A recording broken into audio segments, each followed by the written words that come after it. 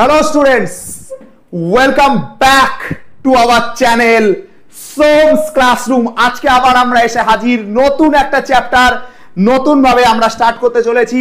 তোমাদের সামনে দুটো ইম্পর্টেন্ট টপিক তোমাদের জন্য, একটা তাপের ঘটনাসমূহ এবং নাম্বার 2 রাসায়নিক গণনা। তোমাদের এই চ্যাপ্টার দুটো অনেকেই বলছিলে আগের দিনে করাতে, আমরা সিকোয়েন্স ওয়াইজ করিয়ে যাচ্ছি। আমরা প্রথম দিনকে পরিবেশের জন্য ভাবনা গ্যাসের আচরণ করিয়েছিলাম। আজকের ক্লাসে আমরা রাসায়নিক গণনা এবং তাপের ঘটনাসমূহ করাবো। চলতরিৎ অলরেডি তোমাদের পড়ানো আছে, লাইট তোমাদেরকে পরের ডেটে পড়ানো হবে। চলো সবাই স্টার্ট করছি ক্লাস। কেমন আছো সবাই আগে একটুখানি দেখে নি। তো কালী পুজো কেমন কাটলো সবার বলো দেখি। স্যার আজকের ক্লাসের নোট আজকে আপলোড করা হবে, যেদিনকের ক্লাসের নোট সেদিনকে আপলোড হয়ে গেছে, নিজেরা একটু ঠিক করে চেক করো, ফ্রি মেটেরিয়াল সেকশনে পেয়ে যাবে। ঠিক আছে, নোট যে কটা ক্লাসের হয়ে গেছে প্রত্যেকটাই আপলোড হয়ে গেছে। বলো কেমন আছো। বলছে স্যার লেট কেন হলো। লেটটার কারণটা হচ্ছে যে আমি স্ট্রিমটাকে অন করছি, মানে আমি যখন সুইচ অন করছি এখান থেকে না, মানে স্টার্ট নিচ্ছিল না স্ট্রিমিং। কি প্রবলেম হয়েছে হয়তো আমাকে দেখে ভয়টা পেয়ে গেছে বোধহয়, ঠিক আছে, তাই জন্য হয়তো স্টার্ট হয়নি। ঠিক আছে, তো সেই জন্য আর কি স্টার্ট ফাট নিচ্ছে না, ভেবে যারা ঝড় আসতে চলেছে, তুফান আসতে চলেছে। সোমনাথ স্যার বছরে এক আধবার আসে, আর যখন আসে তখন সবাই ফাঁসে, তো ওরকম হয়তো দেখে ভয়টা পেয়ে গেছে, চালু হচ্ছিল না। ঠিক আছে, তো স্টার্ট করছি ক্লাস। স্যার আপনার কালী পুজো কেমন কাটলো। আর কালী পুজো ঠিক আছে, নিজেদেরই পুজো হয়ে গেছে মনে হচ্ছে। ঠিক আছে, চলো চলো চলো স্টার্ট করছি। ওকে ক্লাস ওকে। আচ্ছা বলছে স্যার মেকআপ করে আসতে এত দেরি হয়েছে। আমাকে দেখে মনে হচ্ছে এটা মেকআপ করে আসা লুক। মেকআপ করে আসলে এরকম থাকবে লুকটা। ঠিক আছে চলো স্টার্ট করছি তাহলে। আজকের ক্লাসের আমাদের মেন দুটো টপিক পড়ানো হবে, একটা হচ্ছে তাপের ঘটনা সমূহ, একটা হচ্ছে তাপের ঘটনা সমূহ। এইটা একটা ক্লাসে পড়াবো, এবং তার সঙ্গে আর একটা জিনিস তোমাদেরকে পড়াবো, সেটা হচ্ছে রাসায়নিক গণনা। রাসায়নিক গণনা পড়াবো। তো যারা আজকের ক্লাসে শেষ অবধি থাকবে, একদম ক্লাসের একদম শেষ অবধি যারা থাকবে, তাদেরকে আমি বলতে পারি যে এই চ্যাপ্টারের উপর যতটুকু পড়াবো তোমার পরীক্ষার জন্য এনাফ, মানে তোমার টেস্ট পরীক্ষার জন্য এনাফ। ঠিক আছে চলো স্টার্ট করছি তাহলে। ঠিক আছে, ঠাকুর ফাকুর দেখতে যাওনি নাকি, কি বলছে সব।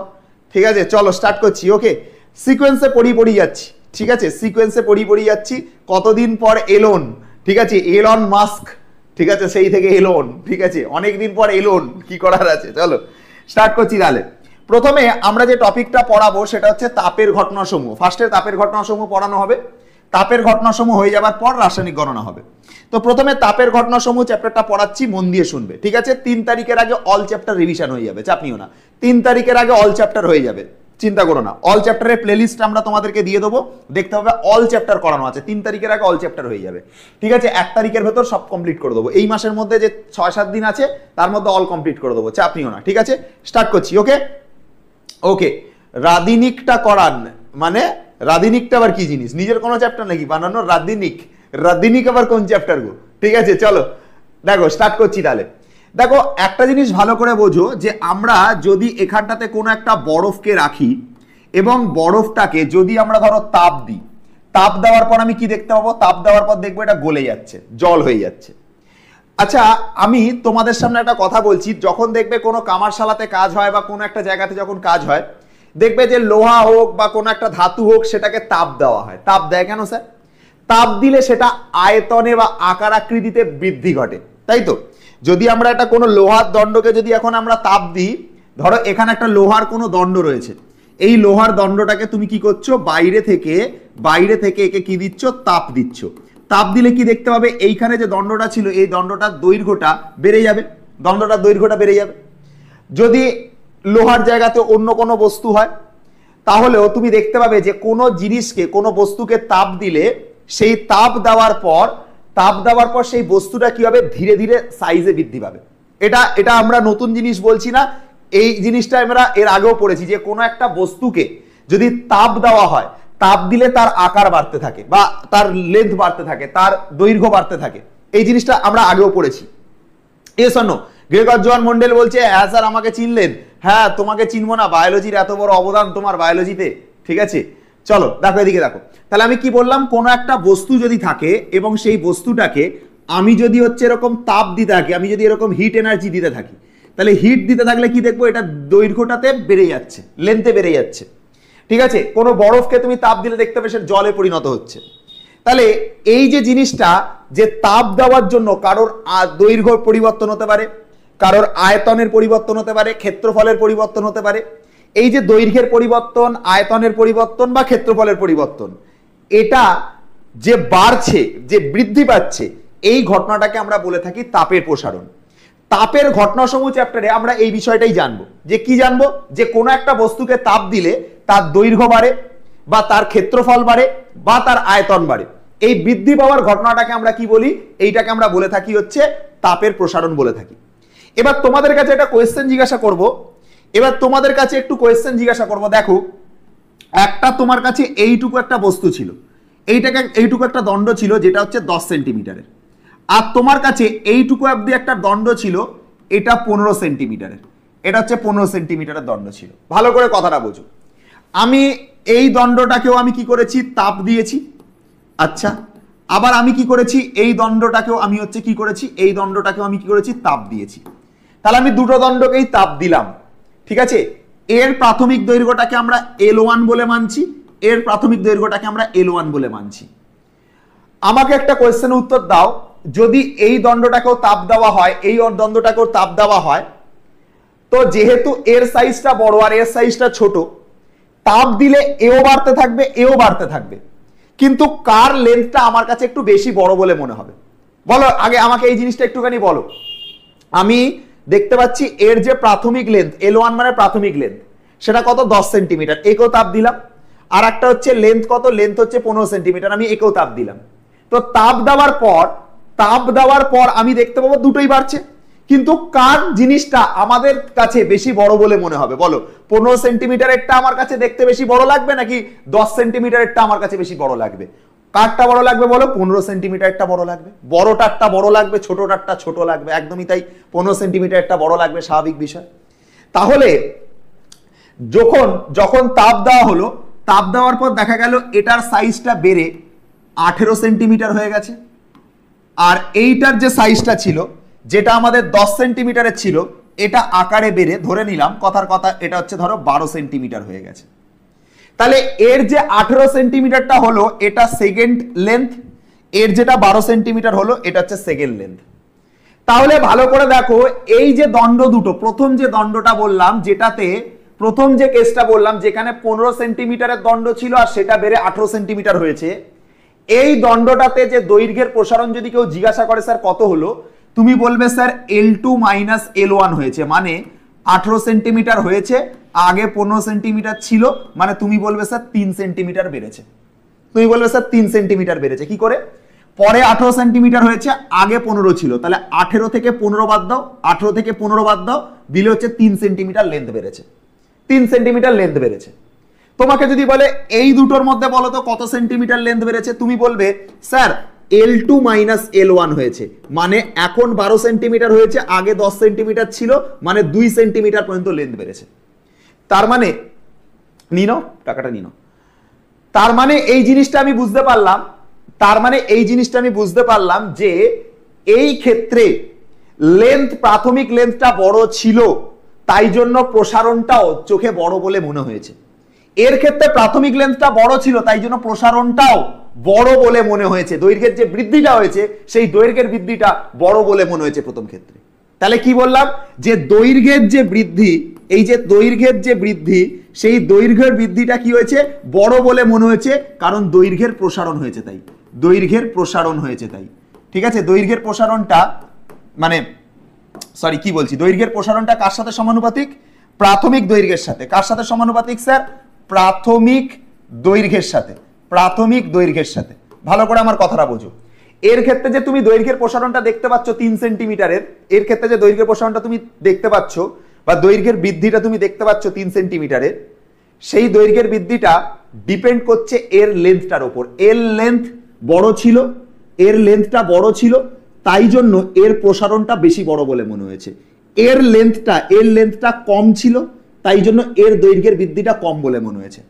তাহলে দৈর্ঘ্যের বৃদ্ধি কতটা হবে? এর ক্ষেত্রে দৈর্ঘ্যের বৃদ্ধি দেখলাম, এর ক্ষেত্রে দৈর্ঘ্যের বৃদ্ধি দেখলাম। দৈর্ঘ্যের বৃদ্ধি কতটা হবে এটা ডিপেন্ড করে প্রাথমিক অবস্থায় লেন্থ কত ছিল। এর ক্ষেত্রে দৈর্ঘ্যের বৃদ্ধি কতটা হবে বা এর ক্ষেত্রে দৈর্ঘ্যের বৃদ্ধি কতটা হবে, দৈর্ঘ্যের বৃদ্ধি কতটা হবে এটা ডিপেন্ড করে প্রাথমিক ক্ষেত্রে দৈর্ঘ্য কত ছিল। যদি কোনো ছোট সাইজের বস্তু হয় সে আর কতটাই বা বাড়বে, যদি কোনো ছোট সাইজের বস্তু হয় সে আর কতটাই বা বাড়বে, যদি কোনো বড় সাইজের বস্তু হয় সেটা স্বাভাবিক বিষয় বেশি বৃদ্ধি পাবে। তুমি একটা কথা চিন্তা করো, একটা ছোট গল্প বলি শোনো, একটা ছোট গল্প বলছি, মন দিয়ে শুনবে, গল্পটা ভালো করে বুঝবে। একটা ছেলে ছিল, ঠিক আছে? দাঁড়া একটা সেকেন্ড, যাচ্ছ না কেন? তোমাকে বললাম না? হ্যাঁ দেখো, আমি একটা ছোট গল্প বলছি। এই মনে করো হচ্ছে আমাদের ছেলেটার নাম হচ্ছে আরিয়ান মোল্লা, বাবার অগাধ টাকা, ঠিক আছে? কি আরিয়ান মোল্লার হচ্ছে বাবার অগাধ টাকা, অগাধ টাকা, ঠিক আছে? অগাধ টাকার মালিক, অগাধ টাকার মালিক। কত? ধরে নাও হচ্ছে 100 কোটি টাকার মালিক, 100 CR, 100 কোটি টাকার মালিক। মন দিয়ে স্টোরিটা শুনবে ভালো করে। এবার এই আরিয়ান মোল্লা, যার বাবার অগাধ পয়সা রয়েছে, 100 কোটি টাকার মালিক, এই আরিয়ান মোল্লা হচ্ছে সারা জীবন কোনো কাজবাজ করে না, কোনো দরকারি কোনো কাজ করে না, কোনো ভালো কাজ করে না, কিন্তু বাবার বহুত পয়সা, 100 কোটি টাকা আছে। এবার এই ছেলেটাকে যদি একটু সামান্য পরিশ্রম করে, সামান্য যদি পরিশ্রম করে, এর কাছে যে টাকাটা গ্রো হবে, সেই টাকাটা তোমার চোখে পড়বে যে হ্যাঁ 100 কোটি টাকাতে 102 কোটি টাকা হলো, বা 105 কোটি টাকা হলো, 110 কোটি টাকা হলো, সেই টাকাটার গ্রোটা তোমার চোখে পড়বে। আর কেউ যদি খুব গরিব মানুষ হয়, ধরো এখানে আর একটা কেউ একটা ছেলে রয়েছে যার নাম হচ্ছে হুদল বলে কোন একটা ছেলে রয়েছে, তার কাছে হয়তো 100 টাকা রয়েছে, মাত্র 100 টাকা। কোথায় এর কাছে 100 টাকা রয়েছে? কারোর কাছে কোথায় 100 কোটি টাকা রয়েছে।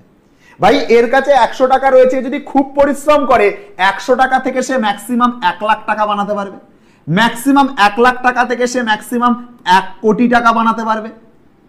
এই 100 টাকা থেকে সে ম্যাক্সিমাম 1 লাখ টাকা, 1 লাখ টাকা থেকে ম্যাক্সিমাম 1 কোটি টাকা বানাতে পারবে। 100 টাকা থেকে 1 কোটি টাকা অবধি যেতে তার দম বেরিয়ে যাবে। কিন্তু যে অলরেডি টাকার বিছানায় শুয়ে আছে, এই যে আরিয়ান মোল্লা, যার বাবার অগাধ পয়সা, সে অলরেডি টাকার বিছানায় শুয়ে আছে, এর টাকা এর কাছে কিছুই বলে মনে হবে না। ঠিক সেরকম ভাবে যদি আমরা, যার লেন্থটা বড়, কার লেন্থ বড়, এখানে L1 রয়েছে, এখানে L1 রয়েছে, এটা হচ্ছে 15 সেন্টিমিটারের বডি, এটা 10 সেন্টিমিটারের বডি।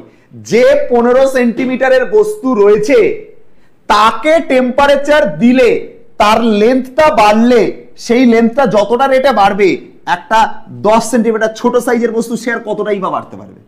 তার এই 10 থেকে 15 হতেই তার দম বেরিয়ে যাবে, 18 হওয়া তো দূরের কথা। তার 10 থেকে 15 হতেই দম বেরিয়ে যাবে, 18 হওয়া তো দূরের কথা।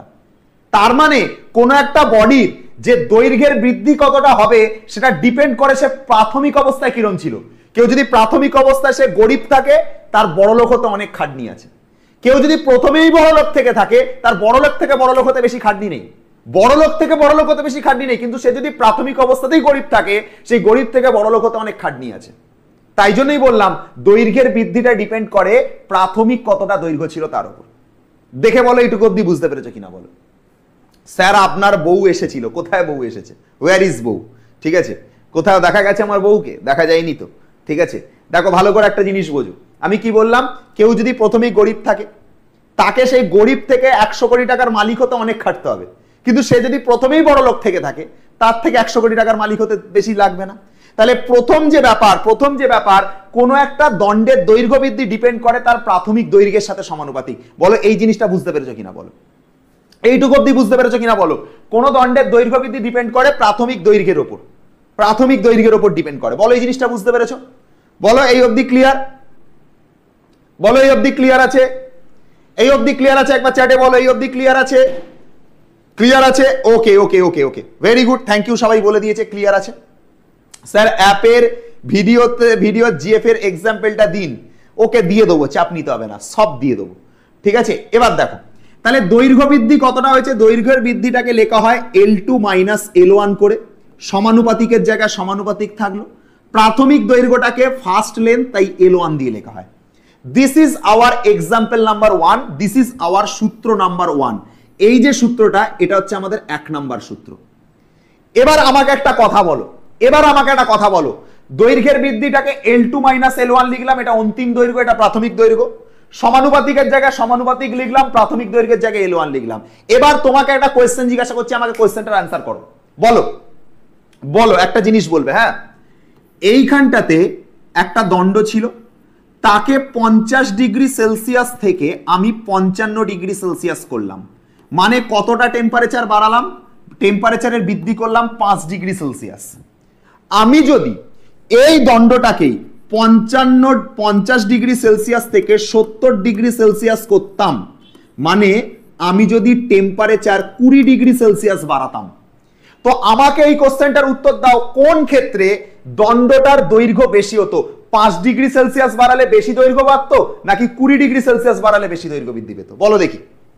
স্যার আমি আপনার বউকে দেখেছি, ফর্সা আপনার বউ, বাহ খুব ভালো কথা, দেখে থাকলে আচ্ছা কোনো অসুবিধা নেই। বলে দাও, সপ্তপর্ণ ভাই চিনতে পারছিস? শেষের কবিতা বলছে অগ্নজিৎ। আচ্ছা বলো কোন ক্ষেত্রে 50 থেকে 70 ডিগ্রি করেছি টেম্পারেচার, মানে 20 ডিগ্রি টেম্পারেচার বাড়িয়েছি আর 5 ডিগ্রি টেম্পারেচার বাড়িয়েছি, তো কোন ক্ষেত্রে তোমার হচ্ছে দণ্ডটার দৈর্ঘ্য বেশি হবে? কোন ক্ষেত্রে দণ্ডটার দৈর্ঘ্য বেশি হবে? যে ক্ষেত্রে 20 ডিগ্রি হবে। যত বেশি তাপ দেব তত বেশি লেন্থ বাড়বে, যত বেশি টেম্পারেচার বাড়াবো তত বেশি লেন্থ বাড়বে। তাহলে উষ্ণতার বৃদ্ধির সাথে, ইয়েস সবাই কারেক্ট অ্যান্সার দিয়েছো, তার মানে দৈর্ঘ্যের যে বৃদ্ধিটা সেই দৈর্ঘ্যের বৃদ্ধিটা ডিপেন্ড করে উষ্ণতা বৃদ্ধির সাথে, এটার সাথেও তাহলে সমানুপাতিক। তোমাদের কথা অনুযায়ী তাহলে এটার সাথেও সমানুপাতিক। তাহলে দৈর্ঘ্যের বৃদ্ধিটা ডিপেন্ড করে উষ্ণতা বৃদ্ধির সাথে। এবার দৈর্ঘ্যের বৃদ্ধিকে তো লেখা হয় L2 মাইনাস L1, আর উষ্ণতার যে বৃদ্ধি সেটাকে লেখা হয় T2 মাইনাস হচ্ছে T1, এইটা অবধি লেখা হয়। এইটা হচ্ছে আমাদের সেকেন্ড ইকুয়েশন, বা সেকেন্ড ইকুয়েশন হচ্ছে এইটুকু পার্ট, এইটুকু হচ্ছে পার্ট। তাহলে আমাদের বাম পাশে রয়েছে দেখো L2 মাইনাস L1, দুটোরই বাম পাশে L2 মাইনাস L1 রয়েছে। তো আমরা একবারে L2 মাইনাস L1 লিখলাম, এটা আমাদের বাম পাশ। মাঝখানে কি রয়েছে দেখো, সমানুপাতিক রয়েছে, দুটো জায়গাতেই সমানুপাতিক রয়েছে। তাহলে একটা সমানুপাতিক লিখলাম, প্রথমটার ক্ষেত্রে L1 রয়েছে, পরেরটার ক্ষেত্রে T2 মাইনাস T1 রয়েছে। প্রথমটার ক্ষেত্রে L1 রয়েছে, T2 মাইনাস T1 রয়েছে। তো প্রথমটার ক্ষেত্রে L1 রয়েছে, পরেরটার ক্ষেত্রে রয়েছে T2 মাইনাস হচ্ছে T1 রয়েছে, T2 মাইনাস T1। সমানুপাতিক চিহ্ন যদি তুলে দাও তাহলে এখানে চলে আসবে L2 মাইনাস L1, সমানুপাতিক উঠে গেলে এখানে ইকুয়ালস টু আসবে, এবং একটা ধ্রুবক হিসাবে আলফা আসবে, এখানে L1 আসবে, এখানে আসবে T2 মাইনাস আসবে হচ্ছে T1। এই পুরো গ্রুপটা এটা তলায় নামিয়ে দেবো, তাহলে হয়ে যাবে L2 minus L1 whole divided by পুরো গ্রুপটার তলায় নামবে L1 by T2 minus T1, এটা ইজ ইকাল টু আলফা। মানে এই যে সমানুপাতিকটা তুলে দেওয়ার পর এই যে একটা ধ্রুবক এসছে আলফা, এই আলফাটার একটা স্পেশাল নাম আছে। এটাকে কি বলে? এটাকে দেখো, এটা দৈর্ঘ্যের মধ্যে পড়ছি, তাই এটা হবে দৈর্ঘ্য প্রসারণ গুণাঙ্ক। এটাকে কি নামে ডাকা হয় স্যার? দৈর্ঘ্য প্রসারণ গুণাঙ্ক বলে ডাকা হয় এটাকে। ডেফিনেশন পড়ছি, আগে এইটুকু অবধি দেখো, বুঝতে পেরেছো কিনা দেখো। দৈর্ঘ্য প্রসারণ গুণাঙ্ক বলা হয়, বাম দিকটাতে L2 মাইনাস L1 ছিল, মাঝখানে সমানুপাতিক ছিল, প্রথম ক্ষেত্রে L1 ছিল, সেকেন্ড ক্ষেত্রে T2 মাইনাস T1 ছিল, সমানুপাতিক তুললাম, ইকুয়াল টু এলো, একটা কনস্ট্যান্ট আলফা এলো, এই রাশিটাকে তলায় নিলাম, তাহলে এটা ইকুয়ালস টু আলফা এসছে। এটা দৈর্ঘ্য প্রসারণ গুণাঙ্ক। দেখো বলো বুঝতে পেরেছো কিনা দেখো। স্যার আপনি যখন পড়ান তখন সব মনে থাকে, কিন্তু পরে ভুলে যাই, কি করবে? কোনো মেয়ের প্রেমে পড়েছো? ঠিক আছে, কোনো মেয়ের প্রেমে পড়েছো কি আগে বলো? পড়নি? ঠিক আছে, আমার মনে হয় কোনো মেয়ের প্রেমে পড়েছো, ঠিক আছে, তাই জীবনে সবকিছু ভুলে যাচ্ছে। ঠিক আছে, কি বলছে? রনে বনে জঙ্গলে যেখানেই বিপদে পড়িবে উন্মেষা, সেটা আবার কি? আচ্ছা বলো, এই অবধি দেখো, এই অবধি দেখে বলো সবাই বুঝতে পেরেছো কিনা। ক্লিয়ার? এই অবধি ক্লিয়ার স্যার? পুরো একদম ভেরি গুড, ক্লিয়ার বলে দিয়েছো, এক্সিলেন্ট। এই অবধি সবার কাছে ক্লিয়ার আছে? একদম ক্লিয়ার এই অবধি, ঠিক আছে, এই অবধি সবার কাছে ক্লিয়ার আছে? আচ্ছা এই অবধি ক্লিয়ার আছে, ঠিক আছে। না স্যার প্রেম করি না, একদম ঠিক আছে, আমি তো আপনার প্রেমে পাগল অয়ন, ঠিক আছে, কারোর প্রেমে পাগল হয়েও না, ঠিক আছে। রাসায়নিক গণনা আজকের হবে তো সব হবে আজকে, চাপ নিচ্ছ কেন? এই অবধি ক্লিয়ার আছে সবার কাছে? এই অবধি সবাই বলে দেবে, এই অবধি ক্লিয়ার আছে? স্যার আমাদের ক্লাস 11-এর কোনো ভিডিও আসবে না ইউটিউবে? আসছে তো, কত আসবে আর? তোমাদেরই তো ভিডিও আসছে চিরকাল, ঠিক আছে, এই অবধি ক্লিয়ার আছে সবার কাছে? ওকে, দেখে নাও এই অবধি। ঠিক আছে, তার মানে এই যে আলফাটাকে পেলাম, আলফাটাকে আমরা বলে থাকি দৈর্ঘ্য প্রসারণ গুণাঙ্ক। তো দৈর্ঘ্য প্রসারণ গুণাঙ্কটা বেসিক্যালি দৈর্ঘ্য বৃদ্ধি, নিচে উষ্ণতা বৃদ্ধি আর প্রাথমিক দৈর্ঘ্যের সাথে সমানুপাতিক। তাহলে লিখে দিচ্ছি, দেখো দৈর্ঘ্য প্রসারণ গুণাঙ্কটা বেসিক্যালি দৈর্ঘ্য বৃদ্ধি আর নিচে কি থাকবে, L1 মানে হচ্ছে প্রাথমিক দৈর্ঘ্য। L1 মানে কি স্যার? L1 মানে প্রাথমিক দৈর্ঘ্য। আর এখানে যেটা স্যার T2 মাইনাস T1, এখানে যেটা T2 মাইনাস T1, এটা স্যার উষ্ণতা বৃদ্ধির সাথে সমানুপাতিক। উষ্ণতা বৃদ্ধি এটার সাথে দেখো সমান হচ্ছে আলফাটা। তাহলে আমাদের যেটা আলফা বা দৈর্ঘ্য প্রসারণ গুণাঙ্ক, সেটা বেসিক্যালি দৈর্ঘ্য বৃদ্ধি, উষ্ণতা বৃদ্ধি আর L1 মানে প্রাথমিক দৈর্ঘ্য, এই গ্রুপটার সাথে আলফাটা হচ্ছে সমন্বয় থাকবে, এইটা হচ্ছে সমানো থাকবে। ঠিক আছে স্যার, কি করব এখন, ম্যাথগুলো করতে পারছি না অ্যাপ থেকে। ঠিক হয়ে যাবে। ঠিক আছে, বলা আছে টেকনিক্যাল টিম ওরা ঠিক করে দেবে। ঠিক আছে, এই অবধি হচ্ছে আমরা হচ্ছে জিনিসটা বুঝতে পারলাম। এবার দেখো আমাদের ডেফিনেশন কিভাবে বানানো হয়। দেখো শোনো মন দিয়ে, ডেফিনেশন কিভাবে বানানো হয় দেখো।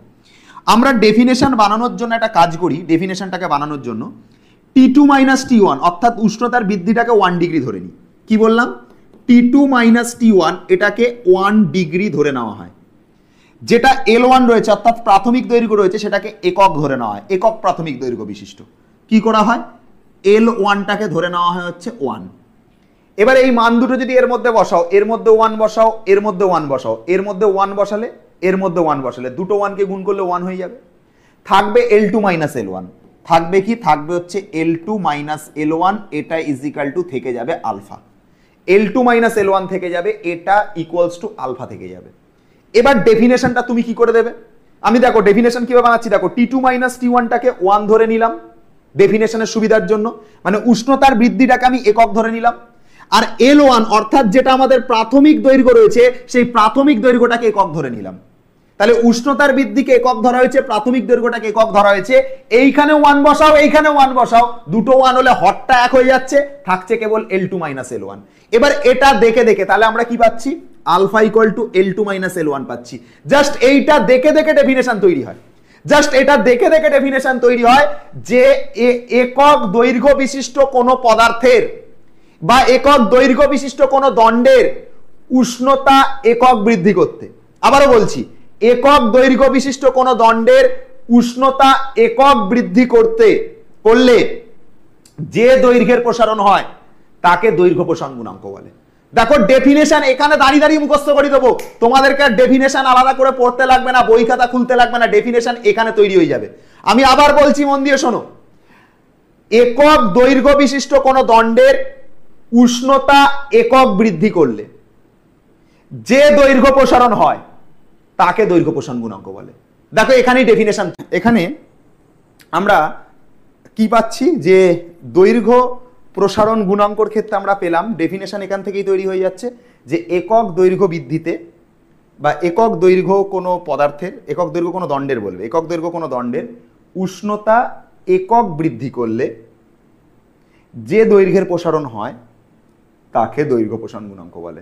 তাহলে আবার বলছি, একক দৈর্ঘ্য বিশিষ্ট কোনো দণ্ডের উষ্ণতা একক বৃদ্ধি হলে যে দৈর্ঘ্যের প্রসারণ হয় তাকে দৈর্ঘ্য প্রসারণ গুণাঙ্ক বলে।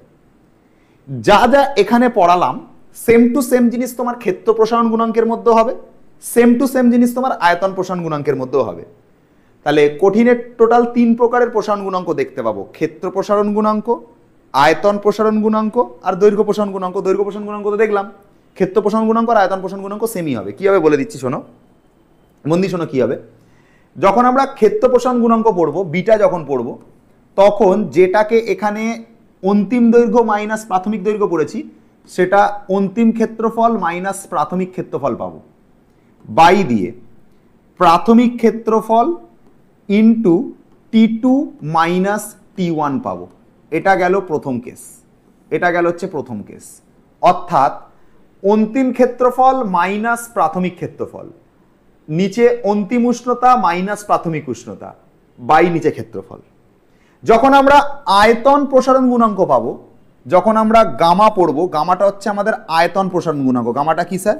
গামাটা হচ্ছে আয়তন প্রসারণ গুণাঙ্ক। আয়তন প্রসারণ গুণাঙ্ক। আয়তন প্রসারণ গুণাঙ্ক, যখন আমরা আয়তন প্রসারণ গুণাঙ্ক পাবো তখন কি হবে? এটা হবে অন্তিম আয়তন মাইনাস প্রাথমিক আয়তন, মানে ওপরে হবে হচ্ছে V2 মাইনাস V1, নিচে হচ্ছে অরিজিনাল V1, আর এখানে থাকবে T2 মাইনাস হচ্ছে T1 থাকবে, এই থাকবে। তাহলে কি বলবো ডেফিনেশন বলবার সময়? একই রকম ডেফিনেশন বলবো, আগেরবার যেরকম বলেছো সেম ভাবে একই রকম ডেফিনেশন বলবে।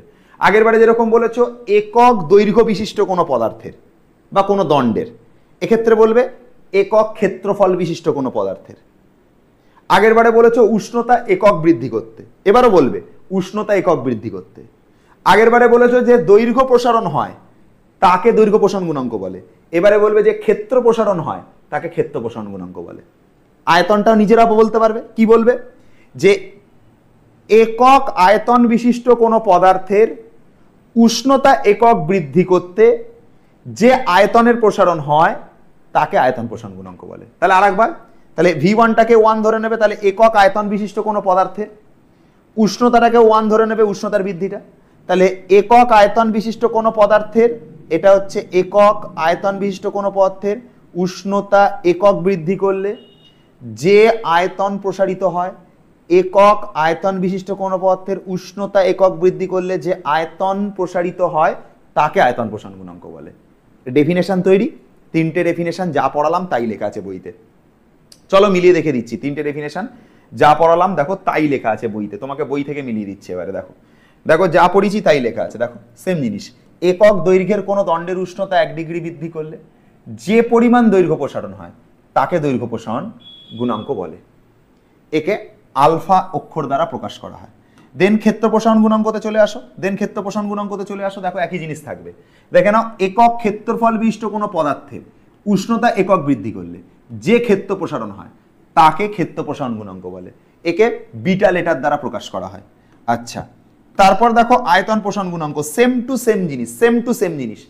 একক আয়তন বিশিষ্ট পদার্থের V1টাকে একক ধরেছিলাম, উষ্ণতা একক বৃদ্ধি করলে যে পরিমাণ আয়তন প্রসারণ হয় তাকে আয়তন প্রসারণ গুণাঙ্ক বলে। যা পড়িছি তাই, একক আয়তন বিশিষ্ট পদার্থের উষ্ণতা একক বৃদ্ধি করলে যে আয়তন প্রসারিত হয় তাকে আয়তন প্রসারণ গুণাঙ্ক বলে। হয়ে গেল এই অবধি কাজ। আচ্ছা, এবার শোনো, দৈর্ঘ্য প্রসারণ গুণাঙ্ক বলুক, ক্ষেত্র প্রসারণ গুণাঙ্ক বলুক বা আয়তন প্রসারণ গুণাঙ্ক বলুক, তিনটে যাই বলুক না কেন, ভালো করে শুনে নাও কি কি বললাম। আমাদেরকে দৈর্ঘ্য প্রসারণ গুণাঙ্ক বলুক বা ক্ষেত্র প্রসারণ গুণাঙ্ক বলুক বা আয়তন প্রসারণ গুণাঙ্ক বলুক, তিনটে যাই বলুক না কেন, তিনটেরই এসআই ইউনিট বললে সেটা degree Celsius to the power -1, degree Celsius to the power -1, degree Celsius to the power -1, বা এটাকে তোমরা kelvin to the power -1, kelvin to the power -1, kelvin to the power -1 বলা হবে।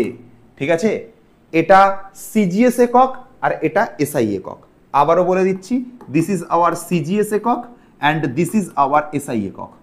ঠিক আছে, কি বললাম? যদি সিজিএস একক জিজ্ঞাসা করে, দৈর্ঘ্য প্রসারণ গুণাঙ্কে সিজিএস একক কত? Degree C to the power -1। ক্ষেত্র প্রসারণ গুণাঙ্কে সিজিএস একক degree C to the power -1। আয়তন প্রসারণ গুণাঙ্কের বললেও degree C to the power -1। SI একক বললে kelvin to the power -1, kelvin to the power -1, kelvin to the power -1। এই হচ্ছে একক। মাত্রা বললে এদের প্রত্যেকের মাত্রা টেম্পারেচারের মাথায় -1 হবে। ঠিক আছে, এবার প্রশ্ন হতে পারে যে স্যার কেন এরকম কেন হচ্ছে, প্রশ্ন তোমার মনে জাগতেই পারে স্যার এরকম কেন হচ্ছে। দেখো এর রিজনটা বোঝো ভালো করে, এর রিজনটা বোঝো ভালো করে, রিজনটা খুব ভালো করে বোঝো। যেটা ক্ষেত্রফল আছে, আচ্ছা এই জায়গাটা বোঝো, দৈর্ঘ্য বৃদ্ধি, দৈর্ঘ্যর বৃদ্ধিটাকে আমরা কিসে মাপি? এসআই একক মিটারে মাপি। ঠিক আছে, আমরা ধরো এখান থেকে ইউনিট বার করার চেষ্টা করলাম, আলফার ইউনিট কি হবে দেখো। দৈর্ঘ্যের বৃদ্ধিটাকে আমরা কিসে মাপি? মিটারে মাপি, এটাকে মিটারে মাপি।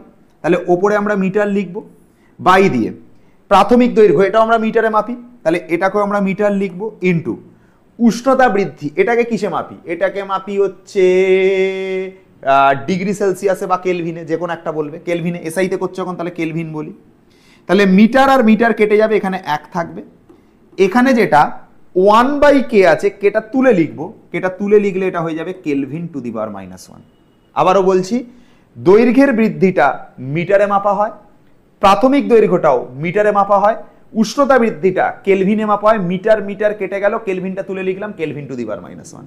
ওই জন্য বললাম আলফার বললেও কেলভিন টু দি পাওয়ার -1 হবে। এটাও তো দেখো ক্ষেত্রফল বৃদ্ধি, নিচে প্রাথমিক ক্ষেত্রফল, তাহলে দুটো ক্ষেত্রফল কেটে যাবে, শুধু টেম্পারেচারটা পড়ে থাকবে, তাহলে কেলভিন টু দি পাওয়ার -1। একই রকম ভাবে এটাও কেলভিন টু দি পাওয়ার -1, তিনটেরই SI unit kelvin to the power -1, CGS unit degree centigrade to the power -1। এই হয়ে গেল তোমাদের তিনটে দৈর্ঘ্য প্রসারণ গুণাঙ্ক, ক্ষেত্র প্রসারণ গুণাঙ্ক আর আয়তন প্রসারণ গুণাঙ্ক হয়ে গেল। এই তিনটে জিনিস তোমাদের হয়ে গেল। আচ্ছা, তোমাদেরকে যদি কেউ পরীক্ষায় কোয়েশ্চেন করে যে তিনটের মধ্যে কি সম্পর্ক আছে লেখো, তাহলে জেনে রাখবে alpha equals to beta by 2 is equal to হচ্ছে গামা বাই 3। এটা হচ্ছে তিনজনের মধ্যে সম্পর্ক আছে। এটা হচ্ছে সম্পর্ক, alpha equals to beta by 2 equals to gamma by 3। তিনটের মধ্যে সম্পর্কের সমীকরণ হচ্ছে এটা, alpha equals to beta by 2 equals to gamma by 3। দৈর্ঘ্য প্রসারণ গুণাঙ্ক, ক্ষেত্র প্রসারণ গুণাঙ্ক, আয়তন প্রসারণ গুণাঙ্ক, দৈর্ঘ্য ক্ষেত্র আয়তন প্রসারণ গুণাঙ্কের মধ্যে সম্পর্ক এটা। তাহলে এই অবধি আমরা যেটা করলাম, এটা আমাদের দৈর্ঘ্য প্রসারণ গুণাঙ্ক হয়ে গেল, ক্ষেত্র প্রসারণ গুণাঙ্ক হয়ে গেল, আয়তন প্রসারণ গুণাঙ্ক হয়ে গেল, মানে কঠিনের যে পার্টটা রয়েছে ওটা আমরা কমপ্লিট করে দিলাম। এইবারে আমরা কোথায় চলে আসবো স্যার? এইবারে আমরা চলে আসবো হচ্ছে তরলের পার্টটার মধ্যে। তরলের পার্টটার মধ্যে আসছি, দেখো তরলের পার্টটার মধ্যে আসি। অ্যাকচুয়ালি তরলের দুই রকমের প্রসারণ দেখতে পাওয়া যায়, ঠিক আছে? তরলের দুই রকম প্রসারণ দেখতে পাওয়া যায়। আগে রিজনটা বলে দিই, শোনো। তরলের দুই রকম প্রসারণ দেখতে পাওয়া যায়, ভালো করে শোনো। মনে করো এখানটাতে একটা পাত্র রয়েছে, আর এই পাত্রটার মধ্যে মনে করো এরকম তরল রয়েছে। এই পাত্রটার মধ্যে মনে করো হচ্ছে এরকম একটা তরল রয়েছে। এবার এই পাত্রটাকে ধরো আমি ফোটাচ্ছি, কি করছি? এই পাত্রটাকে আমি তাপ দিলাম। মনে করো এই পাত্রটাকে আমি কি করলাম, এরকম হচ্ছে তাপ দিলাম। কি করলাম? এই পাত্রটাকে আমি মনে করো তাপ দিলাম। তাপ দিলে কি হবে? এর মধ্যে যে তরল রয়েছে সেই তরলের লেয়ারটা বাড়তে থাকবে। কি হবে? ভালো করে শোনো। পাত্রটার মধ্যে কি হবে দেখতে পাবো, তরলের যে লেয়ারটা সেই তরলের লেয়ারটা বৃদ্ধি পাবে। কি বৃদ্ধি পেল? তরলের যে লেয়ার সেই লেয়ারটা বেড়ে গেল। তাপ দেওয়া হয়েছে, তাহলে তরলটা বাড়ছে, তরলের প্রসারণ হবে। তাহলে যেটা আমরা খালি চোখে দেখতে পাবো যে তরলের প্রসারণটা বাড়লো, তরল আগে ছিল এইখান থেকে এইটুকু, এখন তরল হয়ে গেল এই জায়গা থেকে এতটা। এই যে তরলের বৃদ্ধি এতটা হলো। আগে তরল কতটা ছিল? আগে তরল ছিল এতটা। এখন তরল কতটা হলো? এখন তরল এতটা হয়ে গেল। তাহলে তরলের যে এতটা বৃদ্ধি হলো না, তরলের যে এতটা পরিমাণ বৃদ্ধি হলো না, এই যে তরলের যে বৃদ্ধি হলো, এটা খালি চোখে দেখতে পাচ্ছি আমরা। খালি চোখে আমরা দেখতে পাচ্ছি তরলের বৃদ্ধি এতটা হয়েছে। এটাকে আমরা বলে থাকি তরলের প্রসারণ। এটাকে আমরা কি বলে থাকি? তরলের প্রসারণ বলে থাকি। খালি চোখে যেটা দেখতে পেয়েছি সেটাকে আমরা বলে থাকি তরলের প্রসারণ। বুঝতে পারলাম জিনিসটা? আগে এতটা ছিল, এখন এতটা হয়েছে, এটা আমরা তরলের প্রসারণ বলে থাকি। তরল বেড়েছে, তাহলে তরলের প্রসারণ। কিন্তু এটা কি প্রসারণ? খালি চোখে যেটা দেখতে পাচ্ছ দ্যাট ইজ আপাত প্রসারণ। তোমার খালি চোখে যেটা মনে হচ্ছে সেটা তোমার আপাত প্রসারণ। যেমন তোমার মনে হতে পারে যে একটা, তুমি যেমন স্কুল ব্যাচে যাও বা কোনো একটা ব্যাচে যাও, বা ধরো তোমার হচ্ছে টিউশন ব্যাচে যাও, কোনো একটা মেয়েকে ধরো তুমি দেখলে, ঠিক আছে? তোমার মনে হতে পারে মেয়েটা খুব ভালো, যদি এই মেয়েটার সাথে আমি এখন থেকে প্রেম করতে পারি তাহলে ভবিষ্যতে গিয়ে এ আমার বউ হবে। আহা, কতই না সুন্দর দেখতে, কতই না ভালো। এরকম তোমার মনে হয়? এরকম তোমার মনে হয় যে মেয়েটা কতটাই ভালো, কোচিংয়ের ব্যাচে দেখছি রোজ দিন যাচ্ছে আসছে, আহা কি সুন্দর দেখতে, কত ভালো মেয়ে, একে যদি একবার বিয়ে করতে পারতাম, বাহ কি ভালোই না হতো।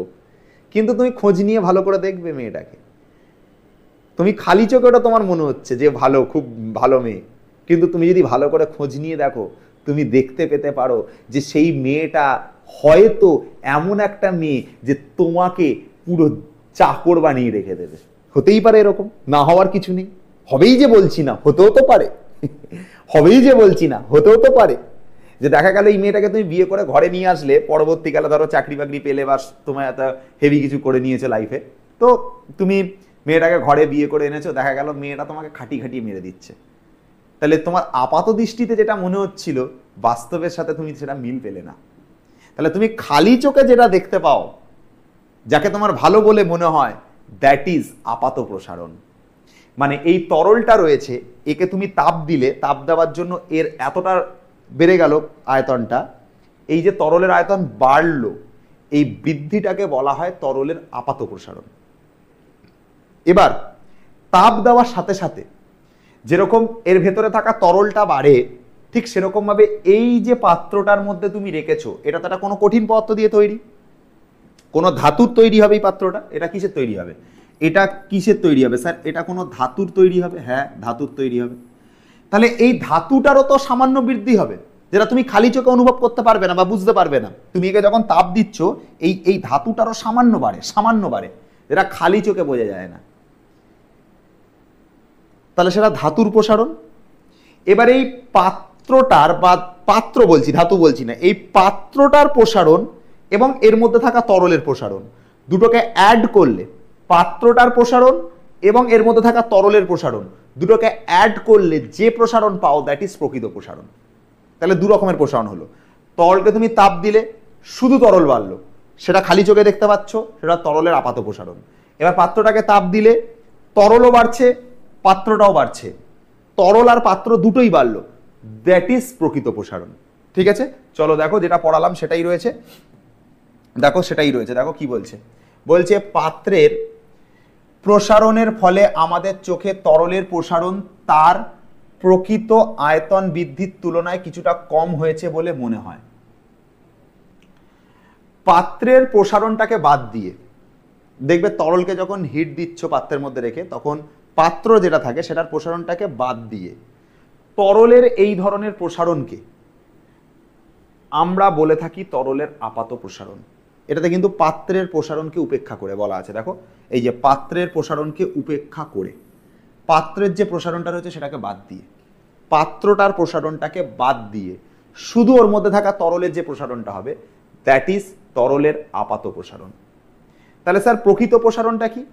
ওর মধ্যে যে তরলটা ছিল এবং পাত্রটা, তরলটা ছিল এবং পাত্রটা দুটোর প্রসারণকে যোগ করলে যে প্রসারণ পাওয়া যায়। দেখো এই যে আপাত প্রসারণের সঙ্গে পাত্রের প্রসারণ ছিল সেই অংশের আয়তন প্রসারণকে যোগ করলে তরলের যে প্রসারণ পাওয়া যায় তাকে বলা হয় তরলের প্রকৃত প্রসারণ। যেটা বললাম, পাত্রটাও বাড়ছে আর ওর মধ্যে থাকা তরলটা সেটাও বাড়ছে, দুটো প্রসারণকে যোগ করে দিলে যে প্রসারণ পাবে দ্যাট ইজ প্রকৃত প্রসারণ। অবধি ক্লিয়ার হয়ে গেল? আচ্ছা, এবারে আমাদের কাছে কি আছে দেখো, আমাদের কাছে কি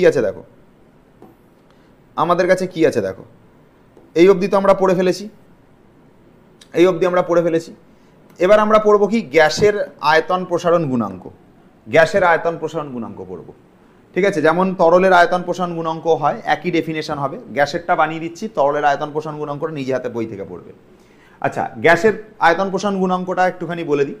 কি বলছে দেখো, বলছে চাপ স্থির রেখে নির্দিষ্ট ভরের কোনো গ্যাসের উষ্ণতা 0 ডিগ্রি সি থেকে 1 ডিগ্রি সি বৃদ্ধি করলে প্রতি একক আয়তনে যে আয়তনের প্রসারণ হয় তাকে আয়তন প্রসারণ গুণাঙ্ক বলে। দেখো ডেফিনেশন যা পড়েছিলাম সেটাই, এই যে এইটাই পড়েছিলে না?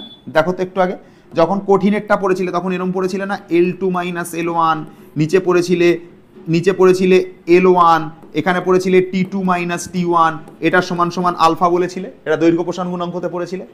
এবার গ্যাসের ক্ষেত্রে যখন পড়বে এটা আয়তন দিয়ে পড়বে, সেম জিনিস পড়বে আয়তন দিয়ে, সেম জিনিস তুমি আয়তন দিয়ে পড়বে। কি পড়বে জানো? সেম জিনিস তুমি আয়তন দিয়ে পড়বে আলফার ক্ষেত্রে, সেম জিনিস আয়তন দিয়ে পড়বে। কি পড়বে? যেটা এখানে L2 - L1 বলছো সেটা বলবে VT - 0 ডিগ্রি সেলসিয়াস টেম্পারেচার আয়তন।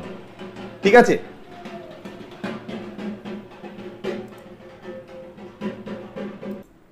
তো দেখো এবারে আমরা যেটা পড়ছিলাম সেই জায়গাটাতে আমরা আসি। ঠিক আছে, কি বলছে একটুখানি ভালো করে দেখো এবং বোঝবার চেষ্টা করো। দেখো এইখানে কি বলা হয়েছে, বলছে যে চাপ স্থির রেখে নির্দিষ্ট ভরের কোনো গ্যাসের উষ্ণতা 0 ডিগ্রি সি থেকে 1 ডিগ্রি সি বৃদ্ধি করলে গ্যাসের প্রতি একক আয়তনে যে আয়তন বৃদ্ধি পায় তাকে বলা হয় আয়তন প্রসারণ গুণাঙ্ক। মানে আগের বারে যেটা তোমরা দৈর্ঘ্য প্রসারণ গুণাঙ্কের জন্য L2 - L1 পড়ছিলে, এবারে সেটা পড়বে VT - V0। V0 মানে হচ্ছে প্রাথমিক যে উষ্ণতাটা, সেটা 0 ডিগ্রি সেন্টিগ্রেড টেম্পারেচারে কোনো গ্যাসের আয়তন চেক করব। VT মানে T ডিগ্রি সেন্টিগ্রেড টেম্পারেচারে কোনো গ্যাসের আয়তন চেক করব, আর সেটাকে আমরা ডিভাইড করব V0 ইন্টু T2 - T1 দ্বারা। এবার ডেফিনেশন কিভাবে বলবে? ডেফিনেশন বলবে যে চাপ স্থির রেখে নির্দিষ্ট ভরের কোনো গ্যাসের আয়তন 0 ডিগ্রি সেলসিয়াস থেকে 1 ডিগ্রি সেলসিয়াস করলে কোনো গ্যাসের একক আয়তনে যত আয়তন প্রসারিত হবে তাকে আয়তন প্রসারণ গুণাঙ্ক বলে। তাহলে আর একবার ব্যাপারগুলো তোমাদের সামনে বলে দিই। তাহলে টেম্পারেচার T2 - T1টা কত হবে? T2 - T1টা হবে 1 ডিগ্রি। T2 - T1টা কত ডিগ্রি হবে? 1 ডিগ্রি। মানে উষ্ণতার বৃদ্ধিটা হলো 1 ডিগ্রি। আচ্ছা, প্রাথমিক যে আয়তনটা সেটা হবে কত? ভি জিরোটা কত হবে? ভি জিরোটা হচ্ছে 0 ডিগ্রি সি তে আয়তন, 0 ডিগ্রি সেলসিয়াস টেম্পারেচারে আয়তন এটা। 0 ডিগ্রি সেলসিয়াস টেম্পারেচারে আয়তন কত? V zero. T2 minus T1, sorry T2 minus T লিখে দিয়েছি, T2 মাইনাস কত? T2 minus T1, T2 minus T1 কত? 1 ডিগ্রি। তাহলে উষ্ণতার বৃদ্ধি যদি 1 ডিগ্রি হয়, 0 ডিগ্রি সেন্টিগ্রেডে আয়তন যদি V0 হয়, তাহলে এই জন্য যে ওপরে যে আয়তনটা প্রসারিত হয়েছে এটাকে আয়তন প্রসারণ গুণাঙ্ক বলে গ্যাসের ক্ষেত্রে। এটা খুব ইম্পর্টেন্ট জিনিস পরীক্ষার জন্য। দেখো তাই লেখা আছে, চাপ স্থির রেখে নির্দিষ্ট ভরের কোনো গ্যাসের উষ্ণতা কত ডিগ্রি বাড়ানো হয়েছে? 1 ডিগ্রি বাড়ানো হয়েছে। 0 থেকে 1 করা হয়েছে, মানে 1 ডিগ্রি বাড়ানো হয়েছে। করলে গ্যাসের প্রতি একক আয়তনে, এই যে ভি নটটা, এটা 0 ডিগ্রি সিতে গ্যাসের আয়তন, এটাকে একক আয়তন ধরে নিলাম। এটাকে কত ধরে নেবে? এটা হচ্ছে একক আয়তন ধরে নেবে। তাহলে উষ্ণতা বৃদ্ধি একক হবে, আয়তনও একক হবে। উষ্ণতা বৃদ্ধি একক হবে, আয়তন একক হবে। হলে যে আয়তনের প্রসারণ হবে তাকে আমরা গ্যাসের আয়তন প্রসারণ গুণাঙ্ক বলি। যে আয়তনের প্রসারণ হবে তাকে আমরা আয়তন প্রসারণ গুণাঙ্ক বলি। এটাকে আমরা আলফা বলবো না, এটাকে আমরা গামা বলবো। ঠিক আছে? তাহলে উষ্ণতার বৃদ্ধি 1 ডিগ্রি হলে, 0 ডিগ্রি সেন্টিগ্রেডে আয়তন V0 হলে যে আয়তন প্রসারণ হবে তাকে আয়তন প্রসারণ গুণাঙ্ক বলে। এই হচ্ছে ব্যাপার। এবার এটা তো গেল টেম্পারেচার, ওই তোমার ইউনিট একই, degree C two the power -1 বা মানে ফারেনহাইট -1 বা হচ্ছে কেলভিন -1, উষ্ণতার যে এর যে ভ্যালু যেটা সেটা একই আছে। ঠিক আছে? আচ্ছা, এবার আমরা একটা জিনিস পড়বো, সেটা হচ্ছে তাপ পরিবাহিতা পড়বো এবং তাপ পরিবাহিতার যে সম্পর্ক সেগুলো পড়বো। তাহলে সবার আগে বোঝো, এখানে কিছু কথা বলা হচ্ছে, যেমন যেসব পদার্থের মধ্যে দিয়ে তাপ সহজেই পরিবাহিত হয় তাদের সুপরিবাহী পদার্থ বলে, এবং যেসব পদার্থের মধ্যে দিয়ে তাপ সহজে পরিবাহিত হয় না তাকে তাপের কুপরিবাহী পদার্থ বলে। যেমন ধরো একটা পদার্থ রয়েছে, যেমন হয়তো তামা বা লোহা বা রূপো, এর মধ্যে দিয়ে তাপ যেতে পারে, তো এগুলো হচ্ছে তাপের সুপরিবাহী পদার্থ। যার মধ্যে দিয়ে যেতে পারে না, যেরকম কাঠ, যেরকম প্লাস্টিক, এগুলোকে আমরা তাপের কুপরিবাহী পদার্থ বলি। ঠিক আছে? সব থেকে ভালো তাপের সুপরিবাহী পদার্থ হলো রূপো। রূপোর তাপ পরিবাহিতা সবচেয়ে বেশি। যদি বলে যে তাপের কুপরিবাহী পদার্থ, তাহলে কাঁচ হবে, কাগজ হবে, কাঠ হবে, এগুলো হচ্ছে তাপের কুপরিবাহী পদার্থ। আচ্ছা, একটা জিনিস জানতে চায় যে তরল বা গ্যাসীয় পদার্থের তাপ পরিবাহিতা কেমন? খুব কম। যদি বলে শূন্য স্থানের তাপ পরিবাহিতা কত, সেটা হচ্ছে 0। শূন্য স্থানের তাপ পরিবাহিতা কত, সেটা হচ্ছে 0। এগুলো তোমাকে জানতে হবে। আর তাপ পরিবহনের যে ক্ষমতা, পদার্থের তাপ পরিবহনের ক্ষমতাকে তাপ পরিবাহিতা বলা হয়। তাহলে একবার ছোট ছোট করে জিনিসগুলো বলে দিই। তাহলে কি বললাম? একটা পদার্থ, মনে করো এটা একটা লোহা, এর মধ্যে তাপ যাচ্ছে, তাহলে এই ক্ষমতাটাকে বলবো তাপ পরিবাহিতা। এর মধ্যে তাপ যাচ্ছে, এই ক্ষমতাটাকে বলবো তাপ পরিবাহিতা। যার মধ্যেই তাপ যেতে পারে তারা সুপরিবাহী, যার মধ্যে তাপ যেতে পারে না তারা তাপের কুপরিবাহী পদার্থ। যেমন লোহা বা কোনো ধাতু, এর মধ্যে তাপ যেতে পারে, এরা হচ্ছে তাপের সুপরিবাহী। তাপের কুপরিবাহী কারা? যেমন কাঁচ, কাগজ, এগুলো হচ্ছে তাপের কুপরিবাহী পদার্থ। শূন্যস্থানের তাপ পরিবাহিতা কত? শূন্যস্থানের তাপ পরিবাহিতা হচ্ছে 0। হয়ে গেল। আচ্ছা, তাপ পরিবাহিতাঙ্কটা কি জিনিস? This is very vital. তাপ পরিবাহিতাঙ্ক কি জিনিস আগে ভালো করে বোঝো। হ্যাঁ, এখানে ভালো করে জিনিসটাকে বোঝো। মনে করো এইটা একটা, তোমার কাছে এখানে কোনো ঘনক আছে, এইটা মনে করো কোনো একটা ঘনক আছে এরকম। ঠিক আছে? এটা মনে করো কোনো একটা ঘনক আছে। এই ঘনকের দুটো বিপরীত তল আছে। কি কি দুটো বিপরীত তল? একটুখানি দেখো কি কি দুটো বিপরীত তল। একটা তল তো হচ্ছে এটা, একটা তল হচ্ছে এটা। আচ্ছা, এটা কি রয়েছে? এটা একটা তল রয়েছে, এটা একটা তল রয়েছে। ঠিক আছে? আমরা ঘনক দিয়ে বোঝাচ্ছি, তুমি অন্য কোনো পদার্থ নিয়েও তুমি বুঝতে পারো। ঠিক আছে? ধরো কি কি ফ্যাক্টরের ওপর তাপের পরিবাহিতাঙ্ক নির্ভর করে আগে বোঝো। এক তো হচ্ছে, তোমাদেরকে একটা জিনিস বলি, ধরো এই জায়গাতে এই পাত্রটার মধ্যে মনে করো জল রাখা আছে। এই পাত্রটার মধ্যে কি রাখা আছে? মনে করো জল রাখা আছে। এটাতে হাই লেভেলে জল রাখা, এটাতে লোয়ার লেভেলে জল রাখা। ঠিক আছে? এটাতে লোয়ার লেভেলে জল রাখা। ঠিক আছে? ওকে ওকে। তা হায়ার লেভেল থেকে জলটা লোয়ার লেভেলে যখন যাবে, তুমি জানবে যে এটার লেভেল যদি খুব উঁচু স্থানে থাকে, এটার লেভেল যদি লোয়ার লেভেলে থাকে, এর লেভেল হায়ার স্থানে, এর লেভেল লোয়ার স্থানে। যদি এরকম থাকে তাহলে উচ্চ স্থান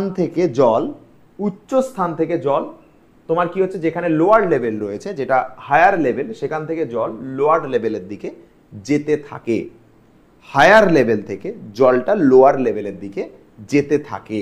যদি এখানে উচ্চ থাকে, এই জায়গাটা নিম্ন থাকে, তাহলে জল কি হবে, জল হায়ার লেভেল থেকে জল লোয়ার লেভেলের দিকে যেতে থাকে। যদি দেখা যায় কখনো এরম জায়গাতে জলের লেভেল আছে পাশে, আর এটারও এরম জায়গাতে জলের লেভেল আছে, লেভেল দুটোর মধ্যে দেখো পার্থক্য খুব কম আছে, এই লেভেল আর এই লেভেলের মধ্যে পার্থক্য খুব কম আছে, তাহলে জল কিন্তু আর এপার থেকে এদিকে যেতে পারবে না তখন, কারণ এই দুটোর মধ্যে যে পার্থক্য, সে পার্থক্যটা কমিয়ে দিয়েছো। যখন এখানে একটা উঁচু স্থানে জল থাকবে আর এখানে একটা নিম্ন স্থানে জল থাকবে, তখন হায়ার লেভেলের দিক থেকে জল লোয়ার লেভেলের দিকে যাবে, কিন্তু দুটোই যদি কাছাকাছি হয়ে যায় তখন কিন্তু জলের ফ্লোটা ভালো হবে না। ঠিক সেরকম ভাবে আমরা একটা কাজ করতে পারি, মনে করো এই জায়গার টেম্পারেচার অনেক বেশি, নিচের টেম্পারেচার অনেক কম, বা নিচের টেম্পারেচার অনেক বেশি, ওপরের টেম্পারেচার অনেক কম। তো আমি ধরে নিলাম কথার কথা যে দুটো কেস বুঝবো। মনে করো এই জায়গাতে 10 ডিগ্রি সেলসিয়াস রয়েছে, এই জায়গাতে 5 ডিগ্রি সেলসিয়াস রয়েছে। আর একটা কেস বুঝছি, এখানে মনে করো 20 ডিগ্রি সেলসিয়াস রয়েছে, আর এখানে মনে করো 1 ডিগ্রি সেলসিয়াস রয়েছে। তাহলে এই ক্ষেত্রে উষ্ণতার পার্থক্য কত? প্রথম ক্ষেত্রে উষ্ণতার পার্থক্য 10 আর 5 মানে 5 ডিগ্রি সেলসিয়াসের, 20 আর 1 মানে 19 ডিগ্রির পার্থক্য। তো কোন ক্ষেত্রে ভালো তাপ প্রবাহিত হবে?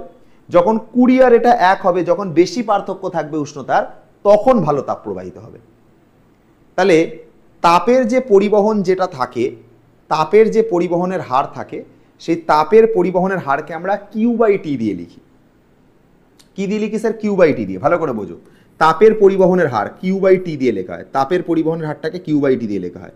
এটা প্রথম ক্ষেত্রে সমানুপাতিক হচ্ছে θ2 - θ1, এটার সাথে প্রথম ক্ষেত্রে সমানুপাতিক হলো। আচ্ছা, তাপের পরিবহনের যে হার, সেটা সমানুপাতিক হচ্ছে এদের মধ্যে কতটা বেধ রয়েছে সেই বেধের সাথে।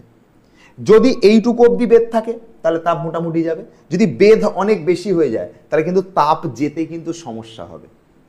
তোমরা এইটুকু জানো যে ধরো এদের মধ্যে যে ডিস্টেন্সটা যদি আমি অনেক বাড়িয়ে দিই, তাহলে এই ওপরের তল থেকে এই লোয়ার লেভেল অবধি তাপ আসতে কষ্ট হবে, কারণ বেধটা বেড়ে গেছে। কারণ কি হয়েছে? বেধটা বেড়ে গেছে। বেধটা বেড়ে যাওয়ার জন্য ওপরের লেভেল থেকে লোয়ার লেভেলে তাপ আসতে কষ্ট হবে। তাহলে বেধের সাথে জিনিসটা কি হচ্ছে? বেধের সাথে জিনিসটা হচ্ছে ব্যস্তানুপাতিক হচ্ছে, বেধের সাথে ব্যস্তানুপাতিক হচ্ছে। তাহলে 1/d সম্পর্ক, ঠিক আছে। আচ্ছা, ক্ষেত্রফলের সাথে সরল সম্পর্ক, ঠিক আছে। যে কোনো জায়গায় যদি ক্ষেত্রফল বেশি হয়, তাহলে বেশি ক্ষেত্রফল থেকে কম, মানে ধরো দুটো জায়গার ক্ষেত্রফল তো থাকবে, যদি ক্ষেত্রফল বেশি হয় তাহলে তাপের পরিবহন, ক্ষেত্রফলের মধ্যে বেশি তাপ থাকতে পারবে, তো বেশি তাপের ট্রান্সফার করা যাবে। তো কিউ/টির সাথে কি হবে? কিউ/টির সাথে না, ক্ষেত্রফলের সাথে সেটা সমানুপাতিক হবে। এখন আমরা যদি এখানে থাকা ইকুয়েশন নাম্বার 1কে, ইকুয়েশন নাম্বার 2কে, ইকুয়েশন নাম্বার 3কে যদি মার্জ করি, তিনটে ইকুয়েশনকে যদি মার্জ করি, তাহলে কি হবে জানো? তাহলে হবে কিউ/টি সমানুপাতিক θ2 - θ1, এটা ফার্স্ট কেস, θ2 - θ1 এটা প্রথম কেস। এ হবে তার সাথে, আর ডিটা নিচে হবে। এ হবে, θ2 - θ1 হবে, আর ডিটা নিচে হবে। এ হবে, আর হচ্ছে ডিটা কোথায় হবে? ডিটা নিচে হবে। θ2 - θ1টা ওপরে হবে, θ2 - θ1টা ওপরে হবে, এ হবে ওপরে, শুধু ডিটা নিচে হবে। দেখো, শুধু ডিটা দেখো নিচে হবে। এবার সমানুপাতিকটা যদি উড়িয়ে দিই এখান থেকে, তাহলে কিউ/টি সমানুপাতিক উঠে গেলে এখান থেকে ইকুয়ালস টু উপর একটা ধ্রুবক কে আসবে, এখানে থাকবে θ2 - θ1, এখানে থাকবে হচ্ছে এ, বাই কত থাকবে? বাই হচ্ছে ডি থাকবে। সমানুপাতিকটা যে উড়ে যাবে, এখানে ইকুয়ালস টুর পর একটা ধ্রুবক আসে কে। এই যে ইকুয়ালস টু কেটা এলো, এটাকে বলা হয় তাপ পরিবাহিতাঙ্ক। আচ্ছা, কোনো জিনিসের হারকে টি দিয়ে ভাগ করতে জানো তো? যেমন কার্যের হারকে ক্ষমতা বলে, তাহলে কি করে? কার্যকে আমরা টাইম দিয়ে ভাগ করি। ঠিক সেরকম ভাবে তাপের পরিবহনের হার, তাই জন্য সেটাকে কিউ/টি দিয়ে ভাগ করা হয়েছে। বুঝতে পারলাম জিনিসটা? আচ্ছা, কে এর মান যদি কখনো বার করতে বলে, তাহলে নিচে থাকা ডিটা ওপরে যাবে, θ2 - θ1টা নিচে আসবে, তাহলে ডিটা উপরে যাবে, তাহলে হবে কিউ × ডি, আর theta two minus theta one into A, এই গ্রুপটা এটা টির সাথে গুণ হবে, এই গ্রুপটা টির সাথে গুণ হবে। তাহলে theta two minus theta one into হচ্ছে এ, এটা কার সাথে গুণ হবে? এটা টির সাথে গুণ হবে। এটা সমান সমান কি থাকবে? কে থাকবে। এটা সমান সমান কে থাকবে। ডিটা ওপরে যাবে, তাহলে Q into D. Theta two minus theta one into A, এই গ্রুপটা টির সাথে গুণ হবে। Theta two minus theta one into A টির সাথে গুণ হবে। ঠিক আছে, তাহলে K is equal to Q D, দেখে নাও, চেক করো। কে ইকুয়ালস টু হচ্ছে Q D A into theta two minus theta one into T, দেখে নাও, A into T theta two minus theta one. এবার তাপ পরিবহনের ডেফিনেশনটাকে কি দিয়ে লিখবে? একই রকমভাবে ডিটাকে তুমি করে নাও এক, উষ্ণতার যে পার্থক্য সেটাকেও তুমি করে নাও এক, ক্ষেত্রফলটাকেও এক করে নাও, টাইমটাকেও এক করে নাও। তাহলে এখানে ওয়ান, এখানে ওয়ান, এখানে ওয়ান, ডিকে ওয়ান করে দিলাম। তাহলে কিউ আর কে তখন সমান হয়ে যাবে, কিউ আর কে তখন সমান হয়ে যাবে। তখন আমরা ডেফিনেশন কিভাবে বলবো? একক বেধ ও একক ক্ষেত্রফল বিশিষ্ট কোনো ঘনকের বা কোনো বস্তুর দুটো বিপরীত তলের, দুটো বিপরীত তল কোনটা কোনটা? এটা একটা বিপরীত তল, এটা একটা বিপরীত তল। এই দুটো বিপরীত তলের উষ্ণতার পার্থক্য 1 ডিগ্রি হলে একক সময় যে তাপ প্রবাহিত হয় তাকে তাপ পরিবাহিতাঙ্ক বলে। আবারও বলছি, একক বেধ, একক ক্ষেত্রফল বিশিষ্ট কোনো বস্তুর একক সময় যে তাপ প্রবাহিত হয়, মানে আবার বলছি, একক বেধ ও একক ক্ষেত্রফল বিশিষ্ট কোনো বস্তুর দুটো বিপরীত তলের উষ্ণতার পার্থক্য, দুটো বিপরীত তলের উষ্ণতার পার্থক্য 1 ডিগ্রি হলে একক সময় যে তাপ প্রবাহিত হয় তাকে তাপ পরিবাহিতাঙ্ক বলে। আবার একবার বলছি, ভালো করে শোনো। একক বেধ ও একক ক্ষেত্রফল বিশিষ্ট কোনো বস্তুর দুই বিপরীত তলের উষ্ণতার পার্থক্য 1 ডিগ্রি হলে একক সময় যে তাপ প্রবাহিত হয় তাকে তাপ পরিবাহিতাঙ্ক বলে। এটা হচ্ছে ঘটনা। হলো এই অবধি? আই হোপ বুঝতে পেরেছো এই অবধি। আচ্ছা, নেক্সট দেখো, সেটাই দেখো এখানে লেখা আছে, চেক করে দেখতে পারো যে কোনো পদার্থের একক বেধ ও একক প্রস্থচ্ছেদের ক্ষেত্রফল যুক্ত একটি পাতের দুই বিপরীত তলের উষ্ণতার পার্থক্য একক হলে স্থির অবস্থায় পাতের এক পৃষ্ঠ থেকে অপর পৃষ্ঠে লম্বভাবে একক সময় যে তাপ প্রবাহিত হয় তাকে তাপ পরিবাহিতাঙ্ক বলে। যা পড়ালাম তাই, ইউনিটটা মাথায় রাখবে। এসআই ইউনিটটাই তোমার পরীক্ষায় দেবে, joule metre to the power -1, kelvin to the power -1, second to the power -1 এটা, অথবা watt metre to the power -1, kelvin to the power -1 এটা। এই দুটো ইউনিট তোমাকে মাথায় রাখতে লাগবে। ওকে, এই দুটো ইউনিট তোমাকে মাথায় রাখতে লাগবে। আর এখান থেকে সেরকম কিছু আছে না, এখান থেকে আর কিছু নেই। কিছু মানে ইম্পর্টেন্ট জিনিস তোমাদের পরীক্ষাতে দেবে, যেমন হচ্ছে তোমার এই কোশ্চেনটা দিতে পারে তড়িৎ রোধ আর তাপীয় রোধের মধ্যে পার্থক্য। ঠিক আছে, এরকম টাইপের কোশ্চেন কিছু দিতে পারে। ঠিক আছে, তড়িৎ রোধ আর তাপীয় রোধের মধ্যে পার্থক্য। দেখো কি বলছে, কোনো পরিবাহীর প্রান্তীয় বিভব প্রভেদ এবং তার মধ্যে দিয়ে চালিত প্রবাহমাত্রা অনুপাতকে তড়িৎ রোধ বলে। আর এটা কি বলছে, পরিবাহীর দুই পৃষ্ঠের উষ্ণতার পার্থক্য এবং তার মধ্যে দিয়ে তাপ প্রবাহ মাত্রার অনুপাতকে তাপীয় রোধ বলে।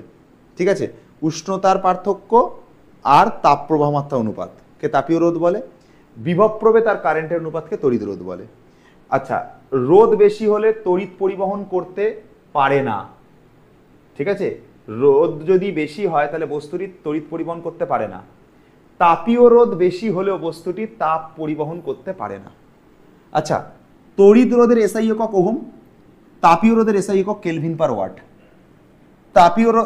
তড়িৎ রোধের মাত্রা এটা, তাপীয় রোধের মাত্রা এটা। এই পার্থক্যটা একটুখানি পড়ে নেবে বই থেকে, আর এখান থেকে সেরকম কিছু চ্যাপ্টার থেকে পড়বে না। আর কি পড়বে আমি বলে দিচ্ছি এখান থেকে, আর কি পড়বে আমি এখান থেকে বলে দিচ্ছি। আর এখান থেকে কিছু পড়তে লাগবে না, যেটা লাগবে সেটা হচ্ছে এই কোশ্চেন, ধরো শর্ট কোশ্চেনে দেয়, যেমন কোনটির উষ্ণতা বাড়ালে কার্যত প্রসারণ হয় না, মানে কার প্রসারণ সেরকম দেখা যায় না, এটা হচ্ছে ইনভারের হবে, এটা অ্যান্সার ইনভার হবে। আচ্ছা, আর এখান থেকে সেরকম কিছু নেই, এখান থেকে আর সেরকম তোমায় কিছু পড়তে লাগবে না, আর এখান থেকে আমাদের কিছু দরকার নেই। এবার ধরো তুমি 2-3টে শর্ট কোশ্চেন আমি তোমাদেরকে দেখাচ্ছি যেরকম পরীক্ষাতে পড়ে। যেমন হচ্ছে ধরো, আদর্শ গ্যাসের আয়তন প্রসারণ গুণাঙ্ক কত এবং চাপ প্রসারণ গুণাঙ্ক কত? তোমরা জানো কিনা জানি না, দুটোই হচ্ছে তোমার 1/273, দুটোই কত দুটোই হচ্ছে 1/273, এটা আয়তন প্রসারণ গুণাঙ্ক, এটাই আবার চাপ প্রসারণ গুণাঙ্ক। এই 1/273টা এটা আয়তন প্রসারণ গুণাঙ্ক, এটা চাপ প্রসারণ গুণাঙ্ক। দুটোর অনুপাত যদি করো, দুটোর অনুপাত করলে অ্যান্সার আসবে 1। দুটোর অনুপাত করলে অ্যান্সার কত আসবে? 1 আসবে। আচ্ছা, তরলের কত প্রকার তাপ প্রসারণ গুণাঙ্ক আছে? তরলের 2 প্রকার আছে, একটা প্রকৃত প্রসারণ গুণাঙ্ক, একটা আপাত প্রসারণ গুণাঙ্ক। তাহলে স্যার 2 প্রকার অ্যান্সার হবে। কঠিনের কত প্রকার তাপীয় প্রসারণ গুণাঙ্ক আছে? 3 প্রকার, একটা হচ্ছে দৈর্ঘ্য প্রসারণ গুণাঙ্ক, ক্ষেত্র প্রসারণ গুণাঙ্ক আর আয়তন প্রসারণ গুণাঙ্ক। তাহলে 3 প্রকার হবে। আচ্ছা, কঠিনের রৈখিক প্রসারণ গুণাঙ্ক, রৈখিক প্রসারণ গুণাঙ্ক আর দৈর্ঘ্য প্রসারণ গুণাঙ্ক একই, তাহলে একক কি হয়? Degree Celsius to the power -1, C হবে। আচ্ছা, নেক্সট কি বলেছে? কোন কঠিন পদার্থের দৈর্ঘ্য প্রসারণ গুণাঙ্ক আলফা, ক্ষেত্র প্রসারণ গুণাঙ্ক বিটা, আয়তন প্রসারণ গুণাঙ্ক গামা হলে আলফা বিটা গামার রেশিও কত? আলফা বিটা গামার রেশিও কত? দেখো, আমরা নর্মালি রেশিও দেখেছি alpha is equal to beta by 2 is equal to gamma by 3, এটা সমান সমান ধরো কে ধরে নিলাম, এর নিচে কিছু নেই মানে 1 লিখলাম। তাহলে আলফা সমান সমান কত হবে? 1 এর সাথে কে এর গুণ 1k, বিটার মান কত হবে? 2 এর সাথে কে এর গুণ 2k, গামার মান কত হবে? 3 এর সাথে কে এর গুণ 3k। রেশিও করছি alpha is to beta is to gamma. এবার আলফার মান কত? 1k, বিটার মান কত? 2k, গামার মান কত? 3k। কে কে কে 3 দিক দিয়ে কেটে দিলে হবে 1:2:3 হচ্ছে রেশিও, 1:2:3 রেশিও। তার মানে 1 2 3 কোন জায়গাতে আছে? 1 2 3 কোন জায়গা আছে? এতে আছে। এটা অ্যান্সার 5 করে দিলাম, 4 3 2 1 অল কোশ্চেন করে দিলাম এখান থেকে। ঠিক আছে, প্রত্যেকটা কোশ্চেন দেখো, এটা মাধ্যমিক 24-এ এসছে, মাধ্যমিক 23-এ এসছে, 19-এ এসছে, 18-তে এসছে। প্রতিটা কোশ্চেন মাধ্যমিকে আসা প্রশ্ন, প্রতিটা কোশ্চেন মাধ্যমিক আসা প্রশ্ন। ঠিক আছে, আর এখান থেকে সেরকম কিছু লাগবে না। আচ্ছা, এবার দেখো এই কোশ্চেনটা দেখো, বলছে নিচের কোন ধাতুগুলির কোনটির প্রসারণ গুণাঙ্ক ন্যূনতম হওয়ায় বিভিন্ন কাজে ব্যবহার হয়? ইনভার হবে। 9টা হয়ে গেল। 8এর দাগের কোশ্চেনটা তুমি পারবে করতে। ক্ষেত্র প্রসারণ গুণাঙ্ক x বলেছে, ক্ষেত্র প্রসারণ গুণাঙ্ক x বলেছে, তাহলে আয়তন প্রসারণ গুণাঙ্ক কত হবে? ক্ষেত্র প্রসারণ গুণাঙ্ক x বলেছে, আমরা জানি বিটা বাই 2 ইজিক্যাল টু হচ্ছে গামা বাই 3। তাহলে ক্ষেত্র প্রসারণ গুণাঙ্কটা x বলেছে, এটা x বলেছে, নিচে 2 আছে ইজিক্যাল টু গামা বাই 3 আছে। 3টাকে উপরে গুণ করে দেবো, তাহলে হয়ে যাবে 3x/2, এটা সমান সমান গামা, এটা সমান সমান গামা। ক্ষেত্র প্রসারণ গুণাঙ্কটা x, 2 এর জায়গায় 2, গামার জায়গায় গামা, 3 এর জায়গায় 3, 3টা x এর সাথে গুণ করবো 3x/2, এটা হচ্ছে গামার মান। ঠিক আছে, 3x/2 হচ্ছে গামার মান। 3x/2 মানে 3/2 করলে হয় 1.5 into x is equal to gamma, gamma is equal to 1.5x, মানে ডি এরটা হচ্ছে কারেক্ট অ্যান্সার। হয়ে গেল এই অবধি। আচ্ছা, নেক্সট আর কিছু আছে? নেক্সট আর এখান থেকে কিছু নেই। তাহলে এইভাবে আমরা কি করলাম, তোমাদের মোটামুটি এগুলো কমপ্লিট করলাম। কিছু শর্ট কোশ্চেন আরও করাচ্ছি তোমাদেরকে, ধরো পরীক্ষাতে আসার মতন কিছু কোশ্চেন আছে। ঠিক আছে, যেমন আদর্শ পরিবাহীর তাপ পরিবাহিতা কত? এটা হচ্ছে ইনফিনিটি হবে আদর্শ পরিবাহীর জন্য। অন্তরক বললে তখন 0 হবে। ঠিক আছে, আচ্ছা, কোনটির তাপ পরিবাহিতা সবচেয়ে বেশি? ঠিক আছে, তাপ পরিবাহিতা সব থেকে বেশি হীরের হয়। ঠিক আছে, যদি ধাতু বলে দিত তাহলে ওটা রূপো হতো। ঠিক আছে, তাপ প্রবাহের একক কোনটা? সেটা ওয়াট হবে। আচ্ছা, বলছে কোনো পরিবাহীর তাপীয় রোধ নিচের কোনটির ওপর নির্ভর করে না? উষ্ণতার পার্থক্যের ওপর। ঠিক আছে, আচ্ছা, তাপের রোধের সঙ্গে সদৃশ কোনটা? তাপের রোধের সঙ্গে হচ্ছে তড়িৎ রোধ হচ্ছে সদৃশ। তাপীয় রোধ আর তড়িৎ রোধ সদৃশ। 19-এরটা নিজে হাতে করো, বলে দিয়েছি উত্তর। শুনে থাকলে মন দিয়ে বলে দিয়েছি উত্তর। তুমি যদি উত্তর শুনে থাকো মন দিয়ে, তাহলে বলে দিয়েছি তোমার উত্তর। ঠিক আছে, বলে দিয়েছি কিন্তু। এটা হয়ে গেল, এটা হয়ে গেল, এটা হয়ে গেল, এটা হয়ে গেল। 19টা নিজে করবে। অনেকগুলো কোশ্চেন তোমাদেরকে করিয়ে দিলাম এখান থেকে, শর্ট কোশ্চেন। আচ্ছা, তাহলে এইভাবে মোটামুটি তাপের ঘটনাসমূহ আমি কমপ্লিট করলাম। ঠিক আছে, আর এখান থেকে সেরকম কিছু দরকার লাগবে না। এবারে যেটা প্রয়োজন আছে এটা হচ্ছে রাসায়নিক গণনা। ঠিক আছে, আমি তোমাদেরকে রাসায়নিক গণনা পড়াবো বলেছিলাম। হ্যাঁ স্যার পড়াবেন বলেছিলেন। চলো স্টার্ট করছি হচ্ছে তোমাদের জন্য কি রাসায়নিক গণনা। আমি সবাইকে প্রেফার করব সবাই আগে একটা জিনিস করে নেবে রাসায়নিক গণনার ক্লাস দেখার আগে।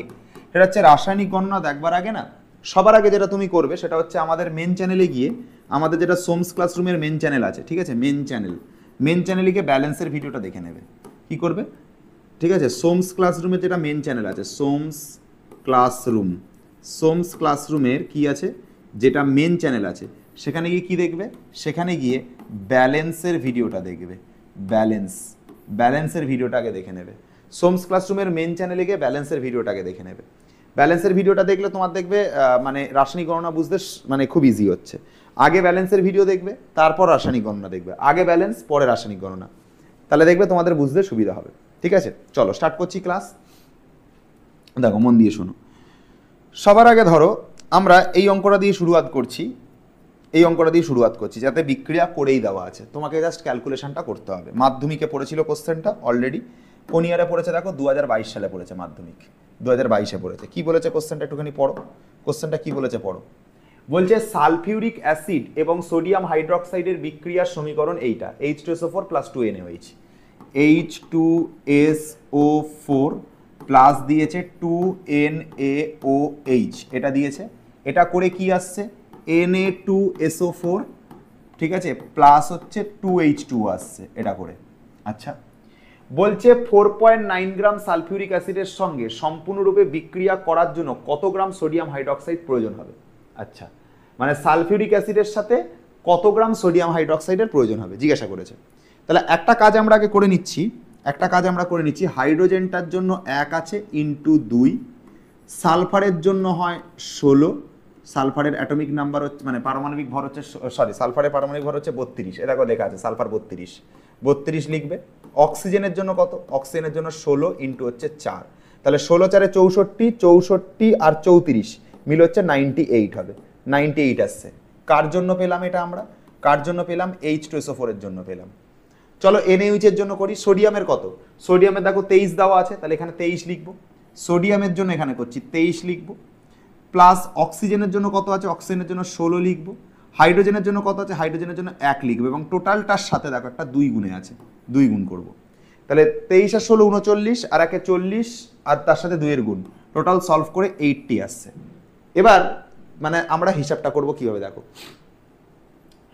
98 গ্রাম H2SO4 এর জন্য, 98 গ্রাম H2SO4 এর জন্য NaOH লাগবে 80, 4.9 গ্রাম H2SO4 এর জন্য কত লাগবে জিজ্ঞাসা করেছে। তাহলে কি করব, 98 গ্রামের জন্য লাগছে 80, 4.9 গ্রামের জন্য কত লাগবে, 4.9 এর সাথে 80 গুণ, 4.9 ইন্টু হচ্ছে 80, নিচে 98টা ভাগ হবে, পয়েন্ট তুলে দেবো, নিচে একটা 10 চলে আসবে। 49 আর 98 কেটে দিলে 2 থাকবে, 2 আর 80 কেটে দিলে এখানে 40 থাকবে, 0 আর 0 কেটে দিলে এখানে 4 থাকবে। দেখে নাও 98 গ্রাম H2SO4 এর জন্য NaOH পেয়েছি 80 গ্রাম। কোশ্চেনে কি জিজ্ঞাসা করেছে, 4.9 গ্রামের জন্য কত, তাহলে 98 এর জন্য লাগে 80, 4.9 গ্রামের জন্য কত, অ্যান্সার কত হচ্ছে 4 গ্রাম। উত্তর চেক করে দেখো, উত্তর দেখো 4 গ্রাম আছে, তার মানে আমি অঙ্ক পারি, আমি অঙ্ক ঠিকঠাক করেছি। ঠিক আছে, তাহলে এই অবধি আমাদের হয়ে গেল 35-এর দাগ। নেক্সট চলে আসবো পরের কোশ্চেনে, দেখো এই কোশ্চেনটা দেখো। নেক্সট পরের কোশ্চেনে আসি। বলছে 24 গ্রাম ম্যাগনেসিয়ামকে অক্সিজেনে সম্পূর্ণরূপে পোড়ালে ম্যাগনেসিয়াম অক্সাইড কত উৎপন্ন হবে। ম্যাগনেসিয়ামের সাথে অক্সিজেনের বিক্রিয়া করো দেখি, ম্যাগনেসিয়ামের সাথে অক্সিজেনের বিক্রিয়া, ম্যাগনেসিয়াম লিখলাম প্লাস অক্সিজেন লিখলাম, কি তৈরি হয়, MgO তৈরি হয়, এটা তৈরি হয়, ম্যাগনেসিয়াম অক্সাইড তৈরি হয়। আচ্ছা, এখানে অক্সিজেন দুটো আছে কিন্তু এখানে একটা, ব্যালেন্স করবার জন্য এখানে একটা 2 দিয়ে গুণ করবে। তাহলে দেখো অক্সিজেন দুটো, এখানেও দেখো অক্সিজেন দুটো, ঠিক আছে, অক্সিজেন কোনো সমস্যা নেই, কিন্তু প্রবলেম হয়ে গেল ম্যাগনেসিয়াম দুটো হয়ে গেছে, তাহলে মুশকিল। তাহলে এ পাশেও দুটো ম্যাগনেসিয়াম করতে হবে। এবার ব্যালেন্স হয়ে গেছে, দুটো ম্যাগনেসিয়াম, অক্সিজেন দুটো, ঠিক আছে, ওকে। এবার দেখো, এবার ভ্যালুগুলো লেখো। ম্যাগনেসিয়ামের মান কত, ম্যাগনেসিয়ামের হচ্ছে 24, তাহলে 24 ইন্টু হচ্ছে 2 মানে আসবে 48। অক্সিজেন কত, কত গ্রাম ম্যাগনেসিয়াম অক্সাইড পাওয়া যায়, আচ্ছা ম্যাগনেসিয়াম কত, ম্যাগনেসিয়াম 24, অক্সিজেন কত, অক্সিজেন হচ্ছে 16, টোটালটার বাইরে কত আছে, 2 আছে, তাহলে 24 আর 16 40, তার সাথে 2 এর গুণ মানে 80 হবে। আচ্ছা, তার মানে 48 গ্রাম ম্যাগনেসিয়াম থেকে আমরা 80 গ্রাম ম্যাগনেসিয়াম অক্সাইড পাবো। 48 গ্রাম ম্যাগনেসিয়াম থেকে 80 গ্রাম ম্যাগনেসিয়াম অক্সাইড পাবো। তাহলে 24 গ্রাম ম্যাগনেসিয়াম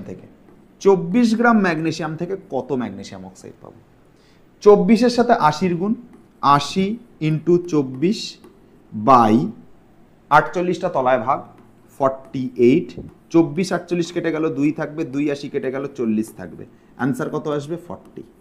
40 অ্যান্সার আসবে। 48 গ্রাম ম্যাগনেসিয়াম থেকে 80 গ্রাম ম্যাগনেসিয়াম অক্সাইড, 24 গ্রাম ম্যাগনেসিয়াম থেকে 24 গ্রাম থেকে কতটা, কত আসলো, 40 আসলো। কোন সালে পড়েছিল কোশ্চেনটা, 2016 সালের কোশ্চেন, চেক করে দেখো 2016 সালের কোশ্চেন ছিল, 40 অ্যান্সার, আমাদেরও তাই বেরিয়েছে 40 অ্যান্সার, পেরে যাবো কোশ্চেনগুলো। আচ্ছা নেক্সট দেখো এই কোশ্চেন দেখো কি কি আছে দেখো কোশ্চেনে, এটা দেখো দুবার পড়েছে উচ্চ মাধ্যমিকে, সরি মাধ্যমিকে, 2025-এ পড়েছে, 2008-এ পড়েছে, দুবার পড়েছে পরীক্ষাতে, এতটাই ইম্পর্টেন্ট কোশ্চেন। তাহলে এই কোশ্চেনটাতে কি বলছে দেখো, কোশ্চেনটাতে বলছে ক্যালসিয়াম কার্বনেটের সঙ্গে HCl এর বিক্রিয়া হবে। আচ্ছা ক্যালসিয়াম কার্বনেট এটার সাথে যদি বিক্রিয়া হয় HCl এর কি তৈরি হয় দেখো, আগে ক্যালসিয়াম আর ক্লোরাইড দুটো মিলে CaCl2 হবে, আগে আগে তৈরি হয় ক্যালসিয়াম ক্লোরাইড হয়, আর কি তৈরি হবে বলে দিয়েছে, কার্বন ডাইঅক্সাইড তৈরি হবে, তো আর একটা তৈরি হবে CO2 লাগবে, তৈরি তো হবেই, আর তার সঙ্গে জলও তৈরি হবে, এখানে হাইড্রোজেন আছে, অক্সিজেন আছে, জল তো তৈরি হবে কনফার্ম, H2O তৈরি হবে, এটা কনফার্ম। এবার ব্যালেন্স করো, জিনিসটাকে ব্যালেন্স করো, দেখো ক্লোরিন কপিস আছে, ক্লোরিন দুটো আছে, তাহলে এর আগে একটা 2 দিয়ে দিই, তাহলে দুখানা ক্লোরিন ব্যালেন্স আছে।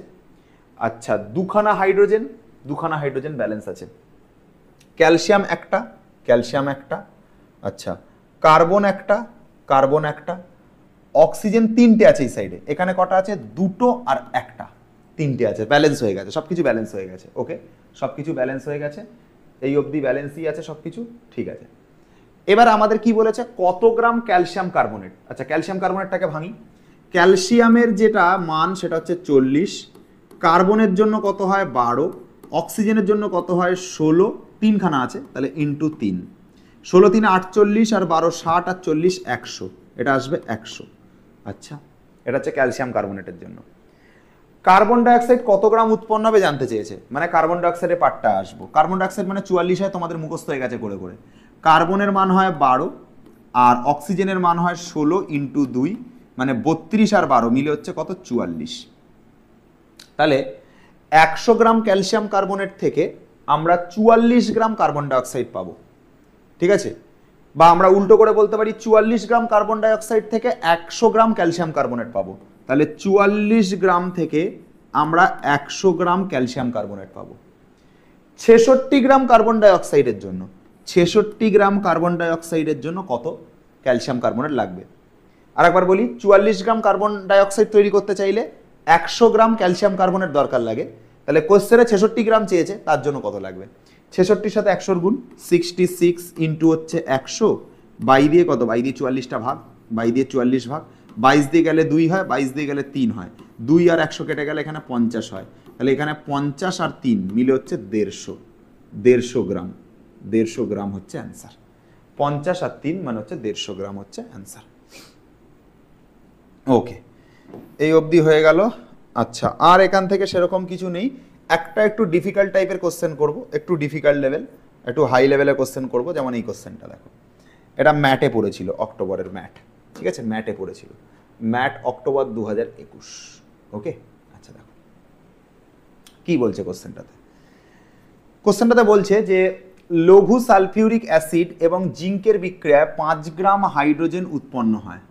আচ্ছা তাহলে সালফিউরিক অ্যাসিড আর জিঙ্কের বিক্রিয়া হবে, H2SO4, এর সাথে কার বিক্রিয়া হবে, এর সাথে বিক্রিয়া হবে জিঙ্কের, কি তৈরি হবে, জিঙ্ক সালফেট ZnSO4 প্লাস কি তৈরি হবে, প্লাস তৈরি হবে হচ্ছে হাইড্রোজেন, যা হয় নর্মালি, জিঙ্কের সাথে সালফেট মিলে জিঙ্ক সালফেট, আর হাইড্রোজেনটা সিঙ্গেল হয়ে যাবে আমার মতো।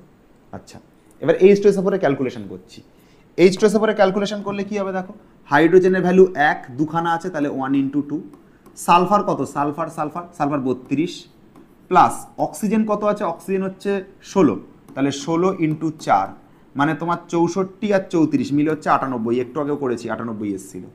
আচ্ছা জিঙ্ক কত, জিঙ্কটা লাগবে, এটা তো লাগবে না, বেকার করলাম, এটা লাগবে না, চাইলে রাখতে পারো, এটা লাগবে না। জিঙ্কেরটা কত, জিঙ্কের ভ্যালু হচ্ছে তোমার এখানে দেওয়া আছে 65.5, 65.5। হাইড্রোজেনের কত, হাইড্রোজেনের 1 × 2 মানে হচ্ছে 2, তার মানে আমরা একটা জিনিস বুঝতে পারলাম যে 65.5 গ্রাম জিঙ্ক ইউজ করলে 2 গ্রাম হাইড্রোজেন তৈরি করা যায়। কোশ্চেনে কত গ্রাম চেয়েছে, কোশ্চেনে 5 গ্রাম হাইড্রোজেন তৈরি করতে চেয়েছে, তাহলে কথাটাকে ঘুরিয়ে বলো যে 2 গ্রাম হাইড্রোজেন তৈরি করতে 65.5 গ্রাম 65.5 গ্রাম জিঙ্ক লাগবে, 65.5 গ্রাম জিঙ্ক লাগবে। কোয়েশ্চেনে কত চেয়েছে? কোয়েশ্চেনে যেটা চেয়েছে, কোয়েশ্চেনে চেয়েছে 5 গ্রাম। তাহলে 5 গ্রাম হাইড্রোজেন তৈরি করতে কত জিঙ্ক লাগবে? 5-এর সাথে এটার গুণ করব, 65.5 ইন্টু 5 বাই কত? বাই হচ্ছে 2, এটা হবে। আচ্ছা, এত গ্রাম জিঙ্ক লাগবে। আচ্ছা, এত গ্রাম কি লাগবে? এত গ্রাম লাগছে হচ্ছে জিঙ্ক। ওকে, ভালো কথা। খেয়াল করে দেখো একটা জিনিস, কোয়েশ্চেনের মধ্যে বলা আছে যে এই যে পার্টটা, এর মধ্যে 50% জিঙ্ক হচ্ছে পিওর। ঠিক আছে, তাহলে পিওর জিঙ্কের পরিমাণটা জানতে চেয়েছে। 50% বিশুদ্ধতার কত গ্রাম জিঙ্ক লাগবে সেটা জানতে চেয়েছে। ঠিক আছে, আচ্ছা আমাদের অ্যাকর্ডিং আগে হিসাব করি। ঠিক আছে, আমাদের অ্যাকর্ডিং আগে হিসাব করি। আমাদের অ্যাকর্ডিং আমরা যদি ধরে নিতাম জিঙ্ক হচ্ছে এক্স পরিমাণ লাগবে, ওই এক্স পরিমাণের মধ্যে 50% হচ্ছে পিওর, এটা হতো। আমি ধরে নিলাম জিঙ্ক লাগবে এক্স পরিমাণ, পিওর কত পার্সেন্ট? পিওর হচ্ছে 50%, তাহলে 50/100। তো এটা আমাদের according pure zinc. Question according কত পিওর জিঙ্ক পেয়েছি? এইটা কোয়েশ্চেন অ্যাকর্ডিং পেয়েছি, লিখবো এখানে 65.5 ইন্টু 5 বাই কত? বাই হচ্ছে 2। পয়েন্ট তুলে দাও, নিচে একটা 10 চলে আসবে। ঠিক আছে, তাহলে একটা জিরো কাটাবো, 2 আর 10 কাটালো 5 থাকবে, 5 আর 50 কাটাবো, এখানে 10 থাকবে। আচ্ছা, 655 আর 5কে গুণ করে 10 দিয়ে ভাগ করে দাও। 655 আর 5কে গুণ করে 10 দিয়ে ভাগ করো। এক্স এর মান হচ্ছে 655 ইন্টু 5 করে তাকে 10 দিয়ে ভাগ করো। ঠিক আছে, 655 ইন্টু 5 করে 10 দিয়ে ভাগ করো, যা অ্যান্সার আসবে তাই অ্যান্সার। ঠিক আছে, কত হবে একটু বলে দিচ্ছি, হিসাবটা করে নিই। দাঁড়াও 1 মিনিট, দাঁড়াও একটা সেকেন্ড দাঁড়িয়ে যাও। 655 ইন্টু 5, 655 ইন্টু 5 ভাগ 10, 327.5 আসছে করে, 327.5 আসছে করে, 327.5 আসছে এটা করে। এই জায়গাটাই ছেলেমেয়েরা বুঝতে পারে না, বাকি এখানে অঙ্ক বোঝার মতন কিছু নেই। 2 গ্রামের জন্য 65.5 গ্রাম জিঙ্ক লাগে, 5 গ্রামের জন্য কত লাগবে বের করলাম, কিন্তু 50% পিওর বলেছে। 50% পিওর বললে কি করব? ধরে নিলাম এক্স পরিমাণ লাগবে, এক্স পরিমাণ জিঙ্কের মধ্যে 50% পিওর, এটা আমাদের অ্যাকর্ডিং, কোশ্চেন অ্যাকর্ডিং এটা। ঠিক আছে, তাহলে দুটোকে ইকুয়াল করে দেবো, খেল খাতাম। এইটুকু হচ্ছে কাজ। এটাও হয়ে গেল 22-এর দাগের কোশ্চেনটা। ঠিক আছে, তাহলে আমরা এখান থেকে অলমোস্ট মানে ভালো ভালো কোশ্চেনগুলো করলাম, এখান থেকে 22 হয়ে গেছে। এখান থেকে দেখো তোমরা কোনটা করলে, এখান থেকে দেখো 52 করে ফেলেছি, এখান থেকে দেখো কোনটা করেছি, এখান থেকে দেখো হচ্ছে 35 করেছি, এখান থেকে দেখো 22 করেছি, হ্যাঁ এখান থেকে দেখো হচ্ছে কোনটা করেছি, এখান থেকে দেখো 56 করেছি, পরপর করে করে গেছি। ঠিক আছে, এই হয়ে গেছে ব্যাপার। আচ্ছা, এবার আমরা তোমাদেরকে যা করিয়ে দিয়েছি তার মধ্যে আর কিছু দরকার লাগে না। ঠিক আছে, এবার কিছু কোশ্চেন আছে, এখানে 5খানা মতো এমসিকিউ আছে, এমসিকিউগুলো একটুখানি দেখো, ফর্মুলাগুলো কি আছে। আচ্ছা, কোনো গ্যাসীয় পদার্থের আণবিক ভর আর বাষ্প ঘনত্বের সম্পর্ক কি হয়? m = 2d। কোন সম্পর্কতে রয়েছে? d এরটাতে রয়েছে, m = 2d। ওকে, আচ্ছা কি বলছে? কোন মিথেনের আণবিক ওজন 16, তাহলে এর বাষ্প ঘনত্ব কত? দেখো ভালো করে, আণবিক ওজন মানে m যেটা, সেটা হচ্ছে 16, বাষ্প ঘনত্ব কত? তাহলে ফর্মুলা হচ্ছে m = 2d, m এর মান কত? 16 হবে, = 2d হবে, 2 আর 16 কেটে দিলাম, 8 থাকবে, এটা হচ্ছে d এর মান। d = কত এসে গেল? 8 এসে গেল। আণবিক ভর হচ্ছে 16, = 2d লিখলাম, 2 আর 16 কাটালাম, 8 থাকলো, 8 = d। তাহলে বি এরটা হচ্ছে কারেক্ট অ্যান্সার, 8এরটা বি হচ্ছে কারেক্ট অ্যান্সার। 5 হয়ে গেল, 4 হয়ে গেল। আচ্ছা ওকে ওকে, ঠিক আছে। আচ্ছা দেখো এখানে কি বলেছে, বলছে কোনো কার্বনযুক্ত কোনো পদার্থের বাষ্প ঘনত্ব 13, তাহলে তার আণবিক সংকেত কত? আগে বলে রাখি বাষ্প ঘনত্ব 13, তার মানে আণবিক গুরুত্ব কত বার করি? m = 2d, m = 2d, বাষ্প ঘনত্ব 13 বলেছে, 2 দিয়ে সাথে গুণ করব, অ্যান্সার আসবে 26, এটা হচ্ছে m এর ভ্যালু। এবার কার আণবিক ভর 26? দেখো কার্বন ডাইঅক্সাইড তো হবে না, 44 হবে। আচ্ছা 12 দুগুণে 24 আর 4 28 হবে, এটাও হবে না। 24 আর 6 30 হবে, 12 দুগুণে 24 26, এইটা হবে C2H2 হবে, C2H2 26 হয় কি করে? C2H2 কার্বনগুলো হয় 12 করে, দুখানা আছে তাহলে ইন্টু 2, প্লাস হাইড্রোজেনগুলো হয় 1 করে, দুখানা আছে তাহলে ইন্টু 2, তাহলে 2 আর 24 মিলে হচ্ছে 26, এটা হচ্ছে ভ্যালু। তাহলে একমাত্র C2H2 আছে 26 আণবিক ভর, কারণ ফর্মুলা m = 2d, ডির মান 13 বসিয়েছি, তাহলে m এর মান 26, তো C2H2 মধ্যে 26 আসছে। একের দাগেরটা হয়ে গেল। দুইয়ের দাগেরটাও তোমরা পারবে, একই টাইপের কোশ্চেন, ঠিক আছে, করবে নিজে হাতে, এবার করো, ঠিক আছে। এর ধরো এই কোশ্চেনটা ধরো, একটি দ্বিপরমাণু গ্যাসের বাষ্প ঘনত্ব 14, দ্বিপরমাণু গ্যাসের বাষ্প ঘনত্ব 14 থেকে আগে আণবিক ভরটা বার করবে, ঠিক আছে। তো m = 2d, তাহলে হচ্ছে তোমার 14 × 2 = 28 হবে, ঠিক আছে। তাহলে তাহলে হচ্ছে m2-র মান এসলো হচ্ছে তোমার 28, ঠিক আছে। তাহলে তোমার সেটার পারমাণবিক গুরুত্ব কত হবে, মানে হচ্ছে তোমার ওই 28 হচ্ছে, তার মানে একটার পারমাণবিক ভর কত হবে, 14 হবে, আর কিছু না, সি অ্যান্সার আসবে, ঠিক আছে। তো এইভাবে আমরা ক্যালকুলেশন করব, ঠিক আছে। আচ্ছা